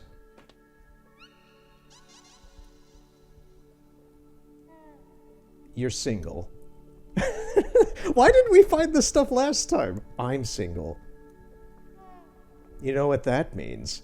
Now neither of us will be virgins. Nobody wants us, dummy. Why did we find this stuff last time? Oh yeah, my professors would get such a kick out of this. This is fascinating.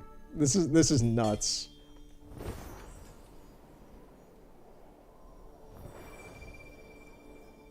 Oh, this is the weird little like social social vial, like a vial, a specimen vial. This is so just like interesting. Have a nice day of love.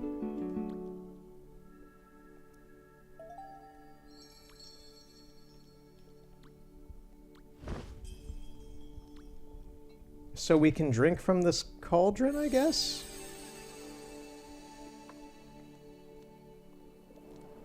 What did that do to us? We're green now.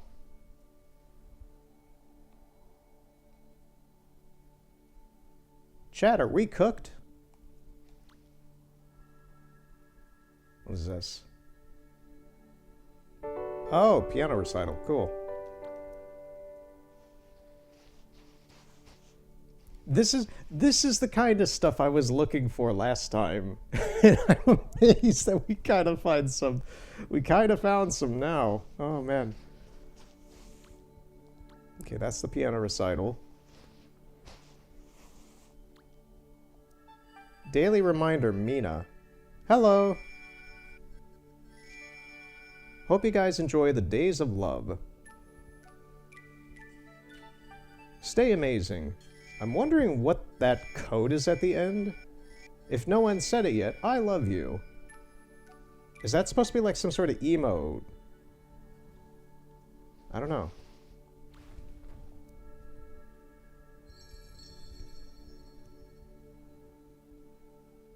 Are you just gonna sit in the box?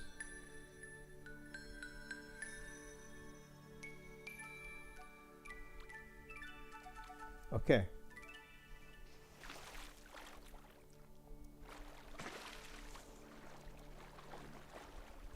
Yeah, that comment section on that post was hilarious. I still don't really know where we are. Wait a minute. Wait a minute.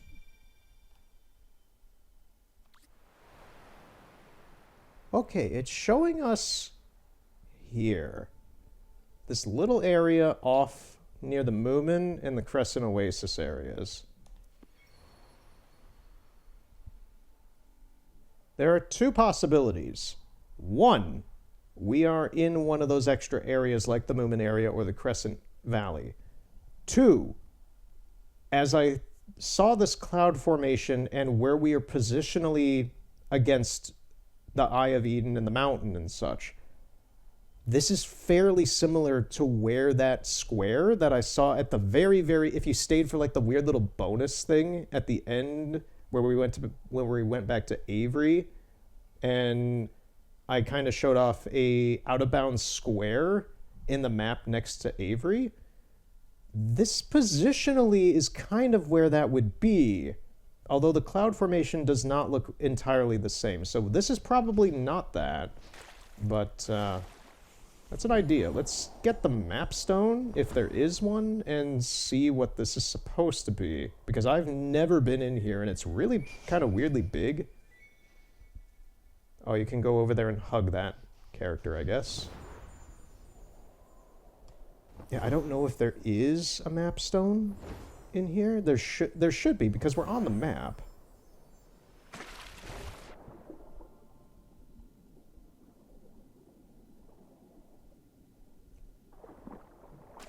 The water here is also not toxic like in the wasteland or the forest.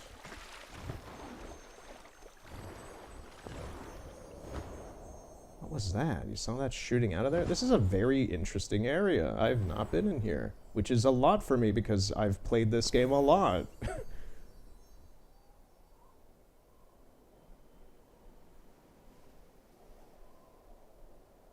That might be a map stone over there, but it might be over here.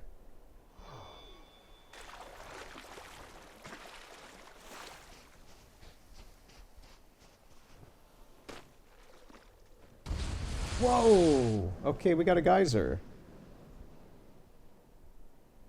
Yeah, that kind of looks like a map stone. I'm not sure if it is, though. I just want to get that wax. Thank you.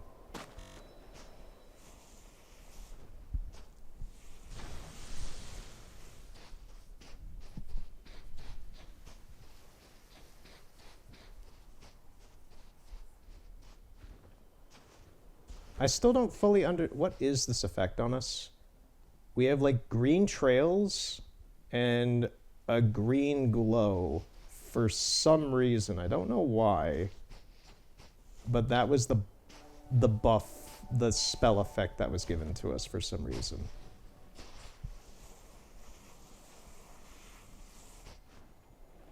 This is not a map stone, this is a beach area.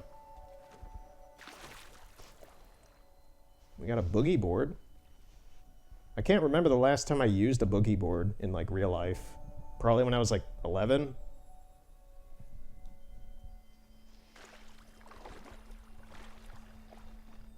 Yeah, now I'm just really curious about the messages being left in this area.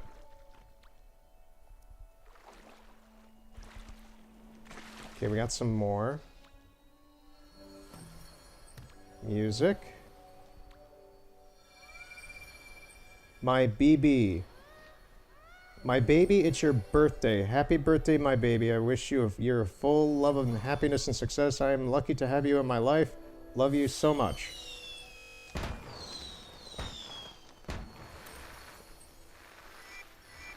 Okay, they also have a light mending medallion. Is that it?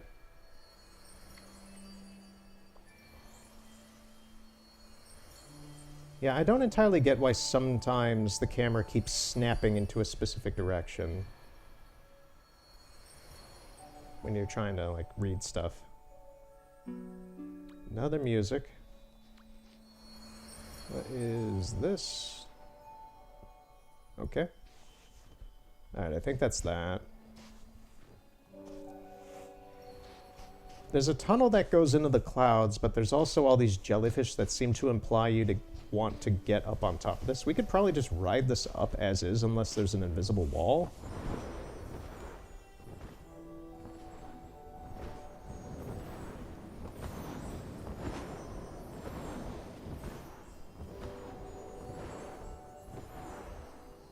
Okay, so it pushed us back here.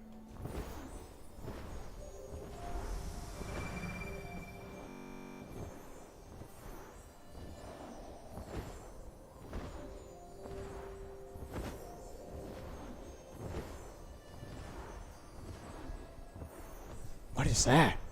That is a lantern. Why is it so big?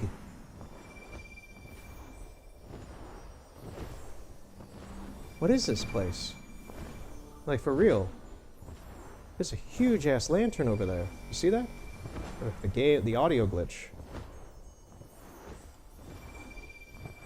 That's nuts. It's just over there. I wish I could get over to it, but it seems there's an invisible wall there.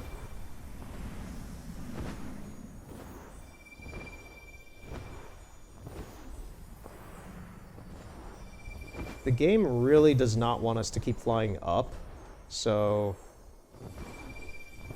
I'm trying to. Yeah, there's like something that's pushing down on us to keep us from flying up, but because we're pushing into the clouds themselves, we're still able to.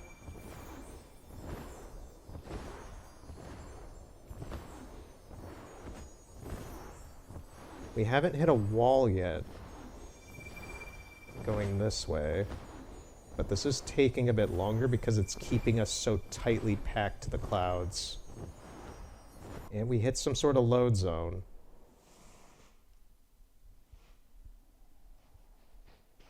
Is this the same area? It is, in theory. Okay, I see a giant dye vase.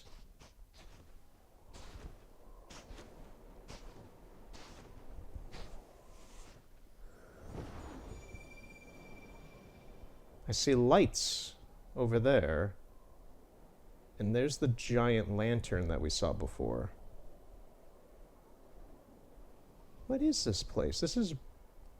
I can't think of another place like this in the game. There's a map stone.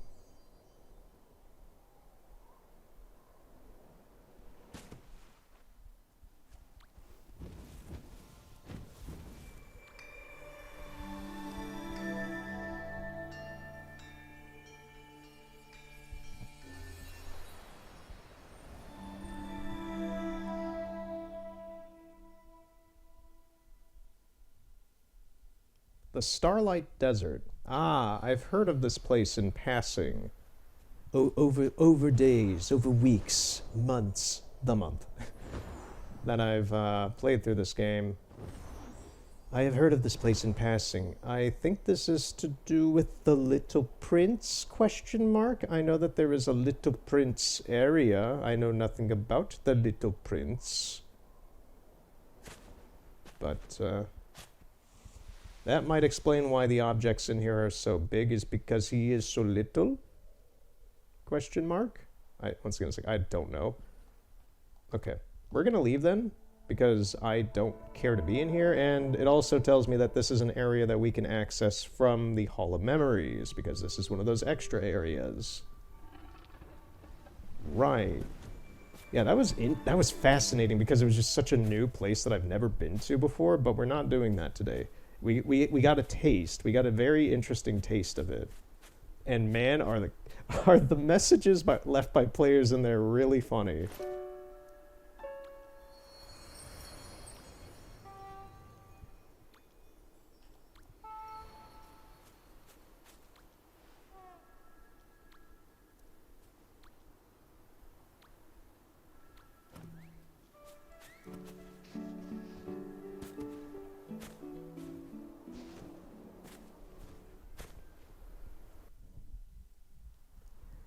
Trying to think. We've been at this for about 2 hours, which is good for a session. I can go for probably about another 20 to a half hour, so I'm kind of debating, do I just want to like go into the Alice place and chill out, or what?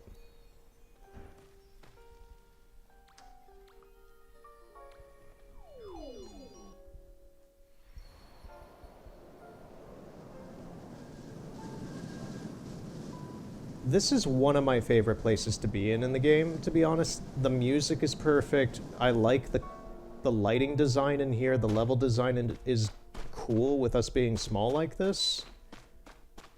And it also just has some really useful wax to collect for the game.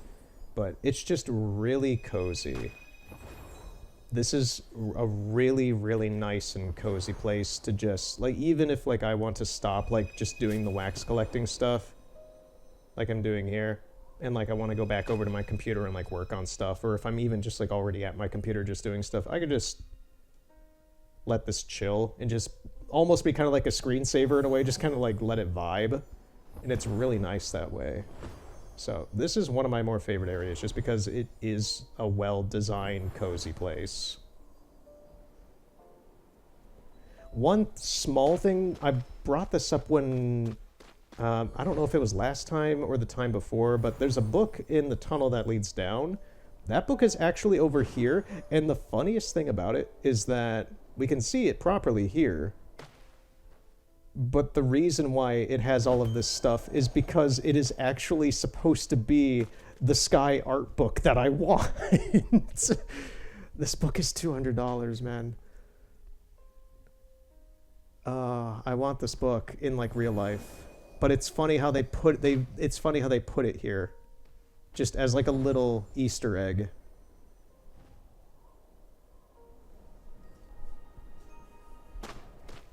I saw that a few days ago while I was in here again, and I was like, holy crap, what do you mean? What do you mean it's in here?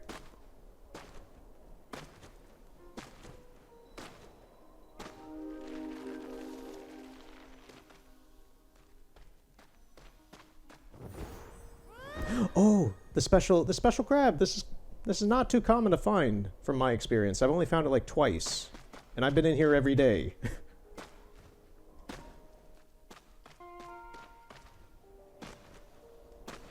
We're probably not going to catch him.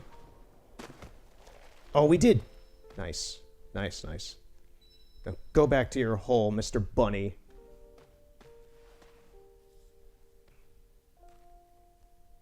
Get out of here. And he's gone.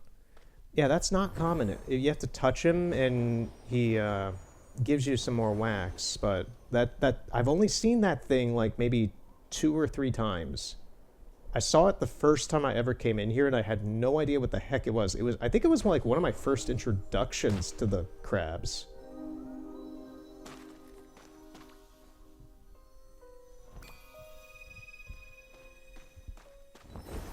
Alright, we're not going to do all the mushrooms right now. I can do that later on my own. I would like to see...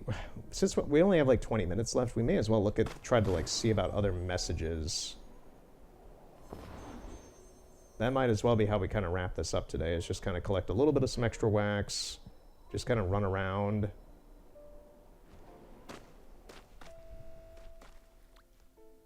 Go on, explore.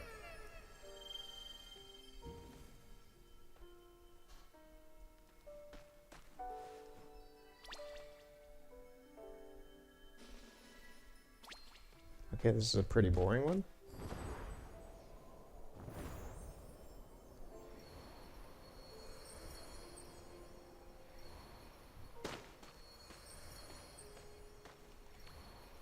Alright, we're gonna leave this area.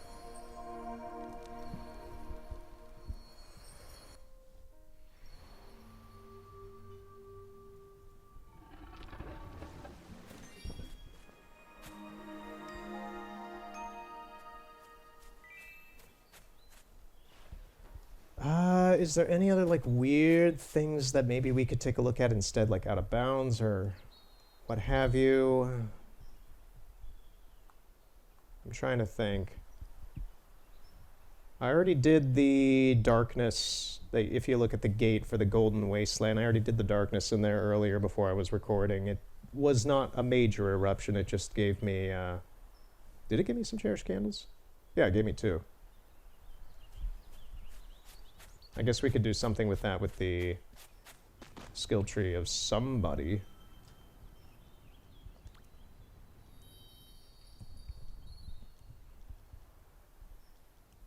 I didn't realize that. That's kind of crazy. The Butterfly Charmer has 2 well, I think probably some of them have like 2 requirements for the Cherish candles.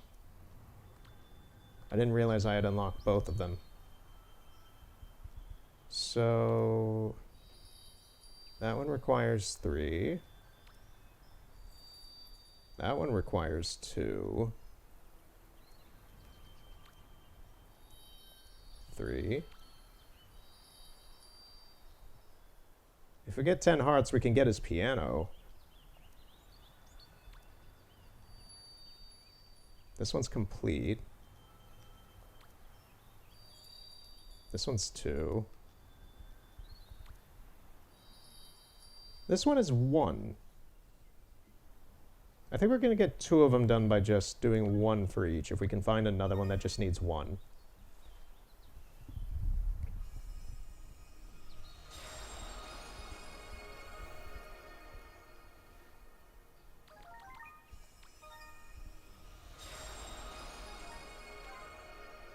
Aperture.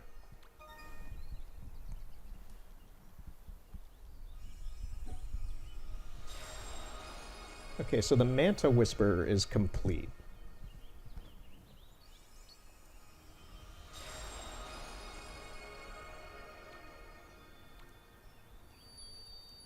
This one requires 2. Ooh, that one's 1. Who is this? The Frightened Refugee.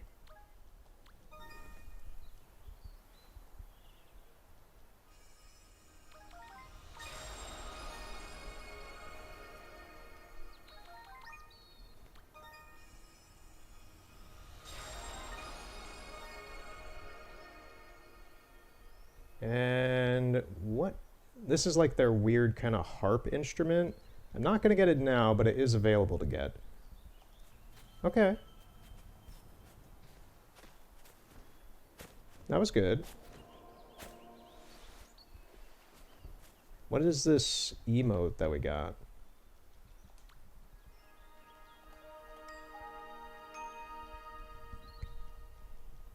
Okay, so we have the full range for this one. So this is from the light mending person, the clap.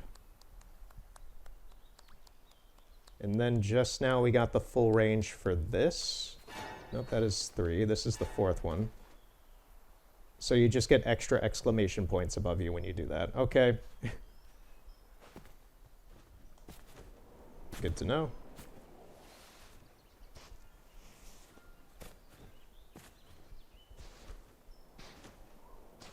Yeah, that's the other thing. I would play this with other people. My brother has shown no interest in this game. And the people that I have played with this with, so like we have Ansem and NetSpeed, I have yet to see them online on here again, because the only person I see consistently online with this game, and you can see when they're online because a little circle goes around their star, is Crazy, funny enough, the person we beat the Eye of Eden with. They're the only person out of any of these other people that I've interacted with in passing who I still see on, like, essentially a daily basis playing this game like I am. This is the Traveling Spirit at the moment, the Grateful Shell Collector. I have gotten a few things for them. We could have opened up her thing to get a better look at what her items are. I could probably look them up on the SkyWiki later, because I don't know what she has. This is where we got the new hair. But, yeah. They will be here for a few days. That person has a magic broom.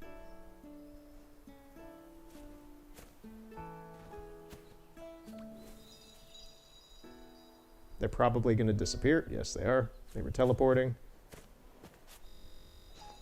Right. That might be it. Just trying to think. That might be it for today. Is there any other place? I'm trying to think. Like, is there anything weird?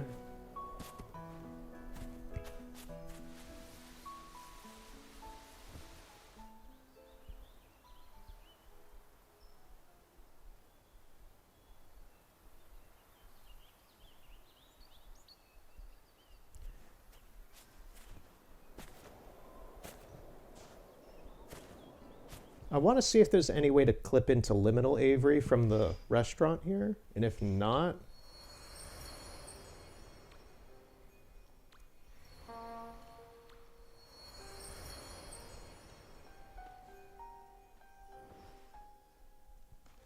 That's the funny thing, since we last did that, when we were clipping into the liminal area for Liminal Avery from here, I haven't seen or encountered any more chairs in here that people have been doing to try and do that.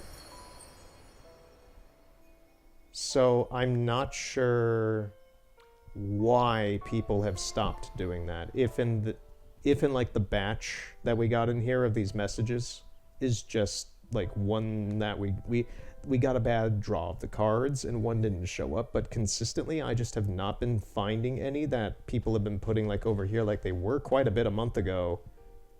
Every time I was coming in here, there was one that would let me go out of bounds, but I'm not sure why that has stopped. I know that those previous messages get deleted after a while. They're time-based, but I'm not sure why people have kind of stopped doing that. It's not a problem, it's just some weird thing that I've noticed. That person just totally... They probably went into an Alice gate. I'm going to reload the room and just see if it changes. Just hit the wall.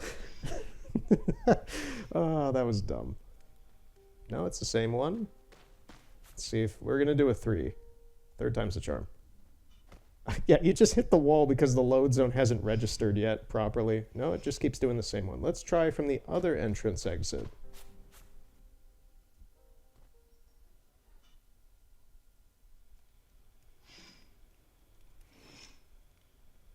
It keeps loading the same ones in. Okay. Alrighty. In that regard, I kind of want to check out the therapy room, quote unquote, the meditation room. I'm still so amused that this exists.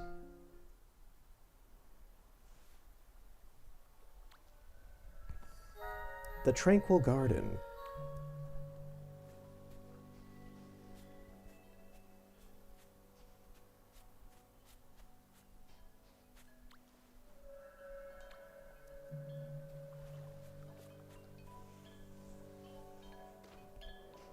Oh, I forgot about this.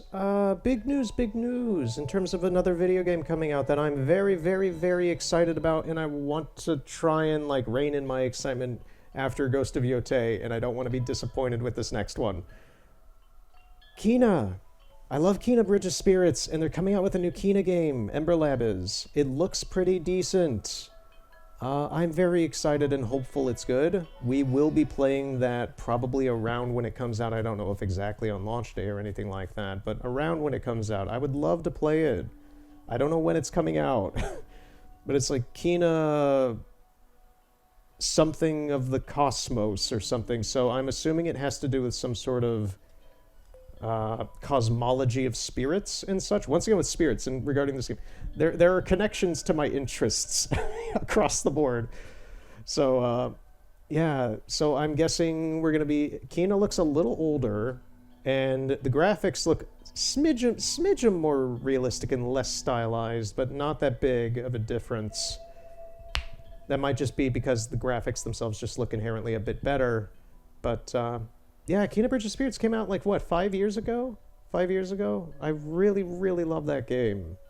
There's a reason why it's on the top playlists on the front of the channel, is because I really, really like it. It's a short game. There's only 3 parts to it for the channel, but I do recommend it. I really hope that this new game is good. I really, really, after go see Yotei, I'm just like, I really, really hope that this new Kena game is really good, because Kena Bridge of Spirits is an important game to me, and I really like it a lot. I will be very, very disappointed and sad if it kind of butchers some stuff about spirits, like Bridge of Spirits.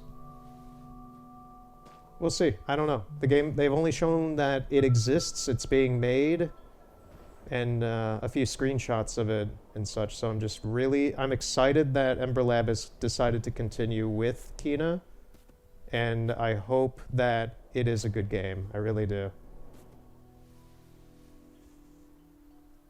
Not a whole lot going on in here again. I love how this room has less going on. Like, there's people talking in here, but this room has a lot less going on with it than the Crescent, Starlight Desert, whatever area.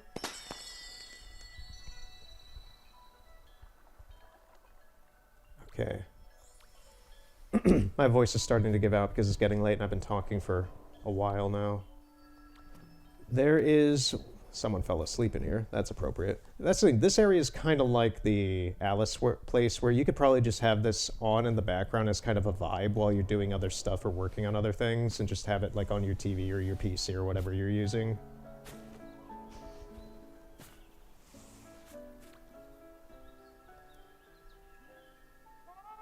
Hi. Oh, this is for the tournament stuff. This is already over. How are you?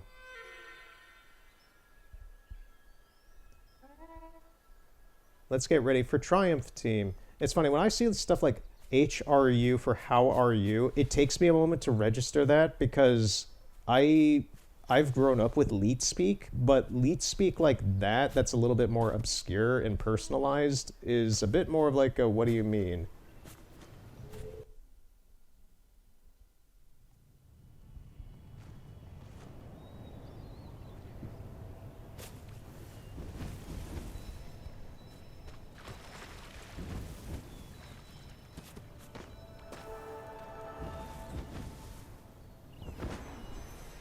So, also I would like to make a connection that I kind of just realized. So this game's about spirits and such, and there's an amount of stuff in here that reminds me of Shintoism. These gates are everywhere, and they're portals of passage and stuff, and they're also just signifiers for new places. And this is also a kind of spirit world in a grander scape. We are living in a spirit world. It reminds me of Torii gates in Shintoism. Reminds me a lot about Torii gates. If you don't know what a Torii gate is, just Google it. It's the gates you see everywhere in Japan that are related to Shintoism.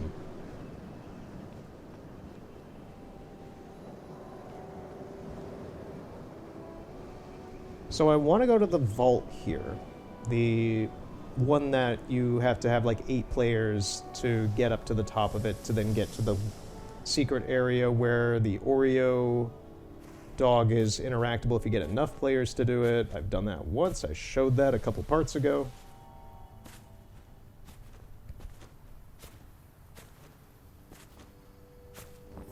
not gonna collect the candles in here. I'm just gonna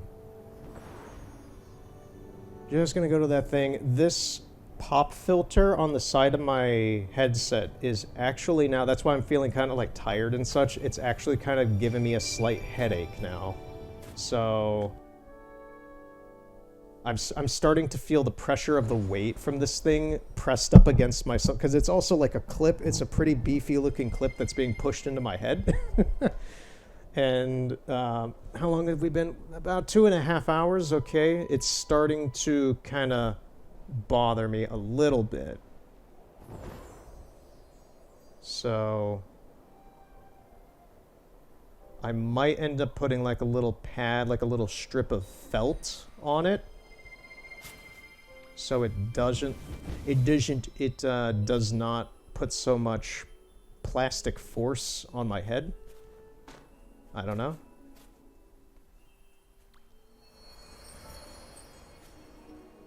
Wow, you really hid this chair pretty well, to the point I don't think I can use it.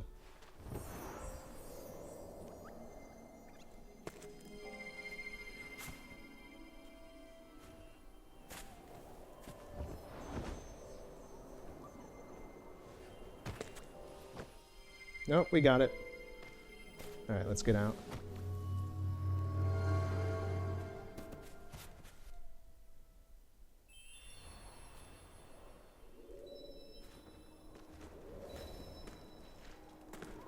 Alright, now we have to wait for this to load us into another universe with more players. Yeah, this guy knows. This guy knows.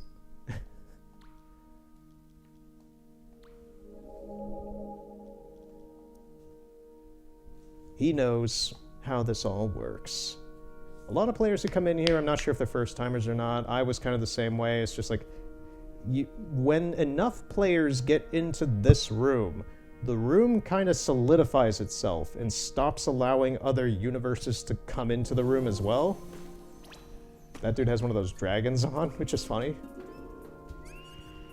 That is a small problem in a few instances where I've done this, because then you will literally go like 15 minutes where other players will not show up here because it stops loading in instances, like universes. It stops putting new players into the room because it believes that you already have enough because you had reached it. And no player is going to leave the room when you've reached the max, but there have been instances where players will leave the room when we hit the cap, and then the room's kind of stuck. So, I don't know. In both instances that happened, I ended up teleporting out and just coming back for another instance, because we were a bunch of people just kind of hanging around and nothing was going to happen.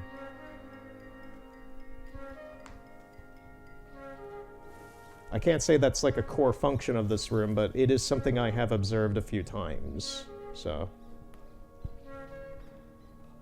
Look at that guy rolling around!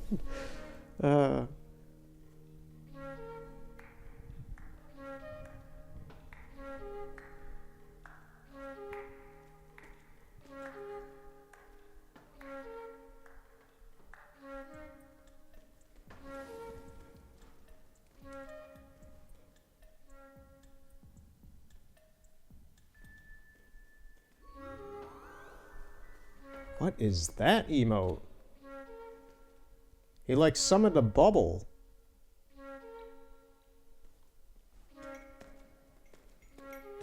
Ah, some people left.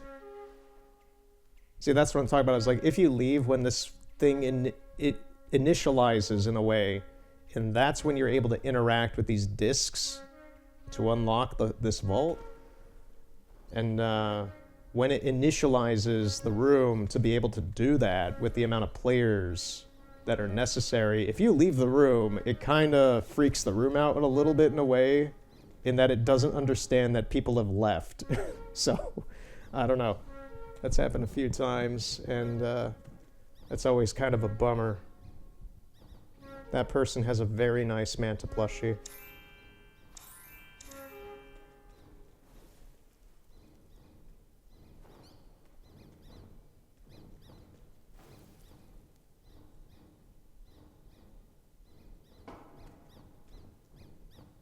We need like one more person. Okay, the room has initialized. Can everybody just stay in this room and open this door, please? No, stand in front of your disc. Stand in front of your disc. Do it. I'm pointing at you. Stand over there. Thank you. Okay, we're good. Oi.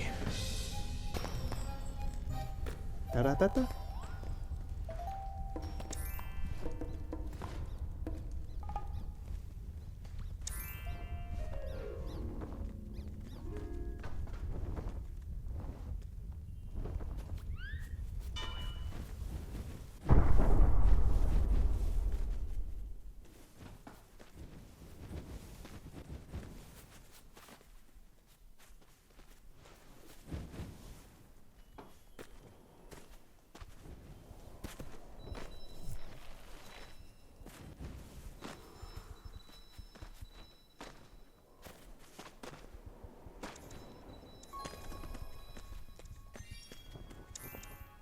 What is this?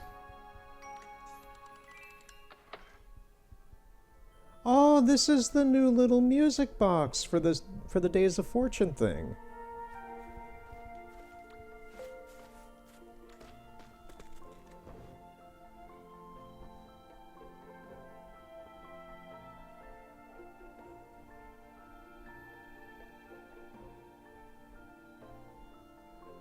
I'm just trying to listen to the music.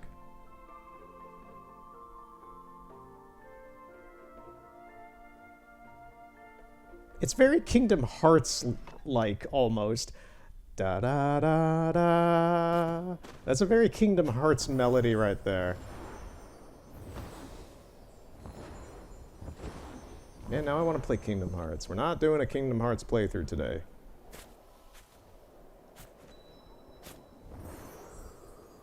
I haven't played Kingdom Hearts in a few years. That's actually a weird thing with me. Is like as a teenager, and yeah, as a teenager, Kingdom Hearts was everywhere. Like that's the weird thing with like my upbringing in school and all that kind of stuff. Like I understand a lot of people, like kids, quote unquote, people who are like 30 or late 20s or mid 20s and such these days. Like they grew up in like high school and middle school, like reading like 4chan or reading Homestuck and Warrior Cats and stuff like that. That was never something in my teenagehood or growing up or anything like that. I only found that out, I only knew that stuff like that existed probably when I started using Discord and people would talk about that stuff. I was like, I don't know what any of this shit is that you guys are talking about, but apparently a lot of people know about it, and nobody I knew in real life ever knew about it. Kingdom Hearts was kind of like the thing that we grew up with that was that. Like, we literally had people in high school going to class wearing the Organization 13 robes in like 2011 and 12 and stuff and things like that. Or like in high school, everybody was dressing, you know, like scene kind of stuff. Like everybody was, it was a lot more emo-y like that and less internet-y. It was more like The World Ends With You, Kingdom Hearts, Final Fantasy, that kind of stuff. And then the jocks would be the ones who would be into, like, they wouldn't be into video games, man, but like they would be the ones who would like own Xboxes, play GTA and like Guitar Hero and Call of Duty and such. And then us nerds were the ones playing like Pokemon and Kingdom Hearts and all that kind of stuff. So yeah, that's the weird thing. Is like internet culture was not such a big thing around me. Like I was on the internet, but it was less like there wasn't like MySpace and early Facebook and such. It's like nobody really had like a culture around that kind of stuff really in my experience. But people have fond memories of like MySpace, which is weird because, man, growing up when MySpace was a thing in like 2005 to 7 and such, as a kid, you were adamantly told, do not go to these websites or web zones because people will stalk you and there were predators on them and such. This is stuff that they teach you in school. So it's like social media is bad inherently. There are strangers on there that want your personal information and they will hurt you. They will come into your house and kill your family. So that's my memory of like MySpace and stuff, is like just the adamant fear that school put into all of us not to use social media. And instead, everybody texted with each other on cell phones. But yeah, that was back when people had flip phones. So I don't know. I think I'm kind of done. This pop filter is kind of pushing on my glasses into my head. So I'm kind of done. It's also kind of late. It is 11:40 at night, and my voice is also starting to give out. So thank you for watching this kind of run around weird version of Sky, like not version, but just like session of Sky. We got the light mending done. We got to see what the deal is with the Days of Fortune. I don't really have any interest in it now compared to the other stuff like the tournament. The tournament was really good, and I really, really, really like the personality thing. The Days of Fortune just seems like another like give us money kind of thing. I don't know. It's unless there are more like events that will be going on aside from whatever that snake thing is, but the snake thing just was not. It was cool in concept, but it didn't seem to like have any sort of payoff. So I don't know. Maybe I played it wrong. I don't know. I played it for like 10 minutes. Oh, my voice is really starting to give out. I need a drink of water. Anyway, thank you for watching. We will continue next time with more Sky. I do like the haircut we gave our guy. Looks good. Maybe I need to give him a hat or some sort of laurel or something on top of his head. I don't know. I know that there are like separate cat ears as like a band kind of thing, like what I'm actually wearing in the profile for the channel, but just like something you can like put on your head and not just like the haircut version that I want. So maybe at some point we could figure out a way to get that. I don't know how to get that right now, but yeah. I think today's been successful. It's just, yeah, that light mending thing, running around the vault so many times was really, really kind of annoying in a way. But regardless, thank you for watching. We're going to continue next time with more Sky, and have a good night.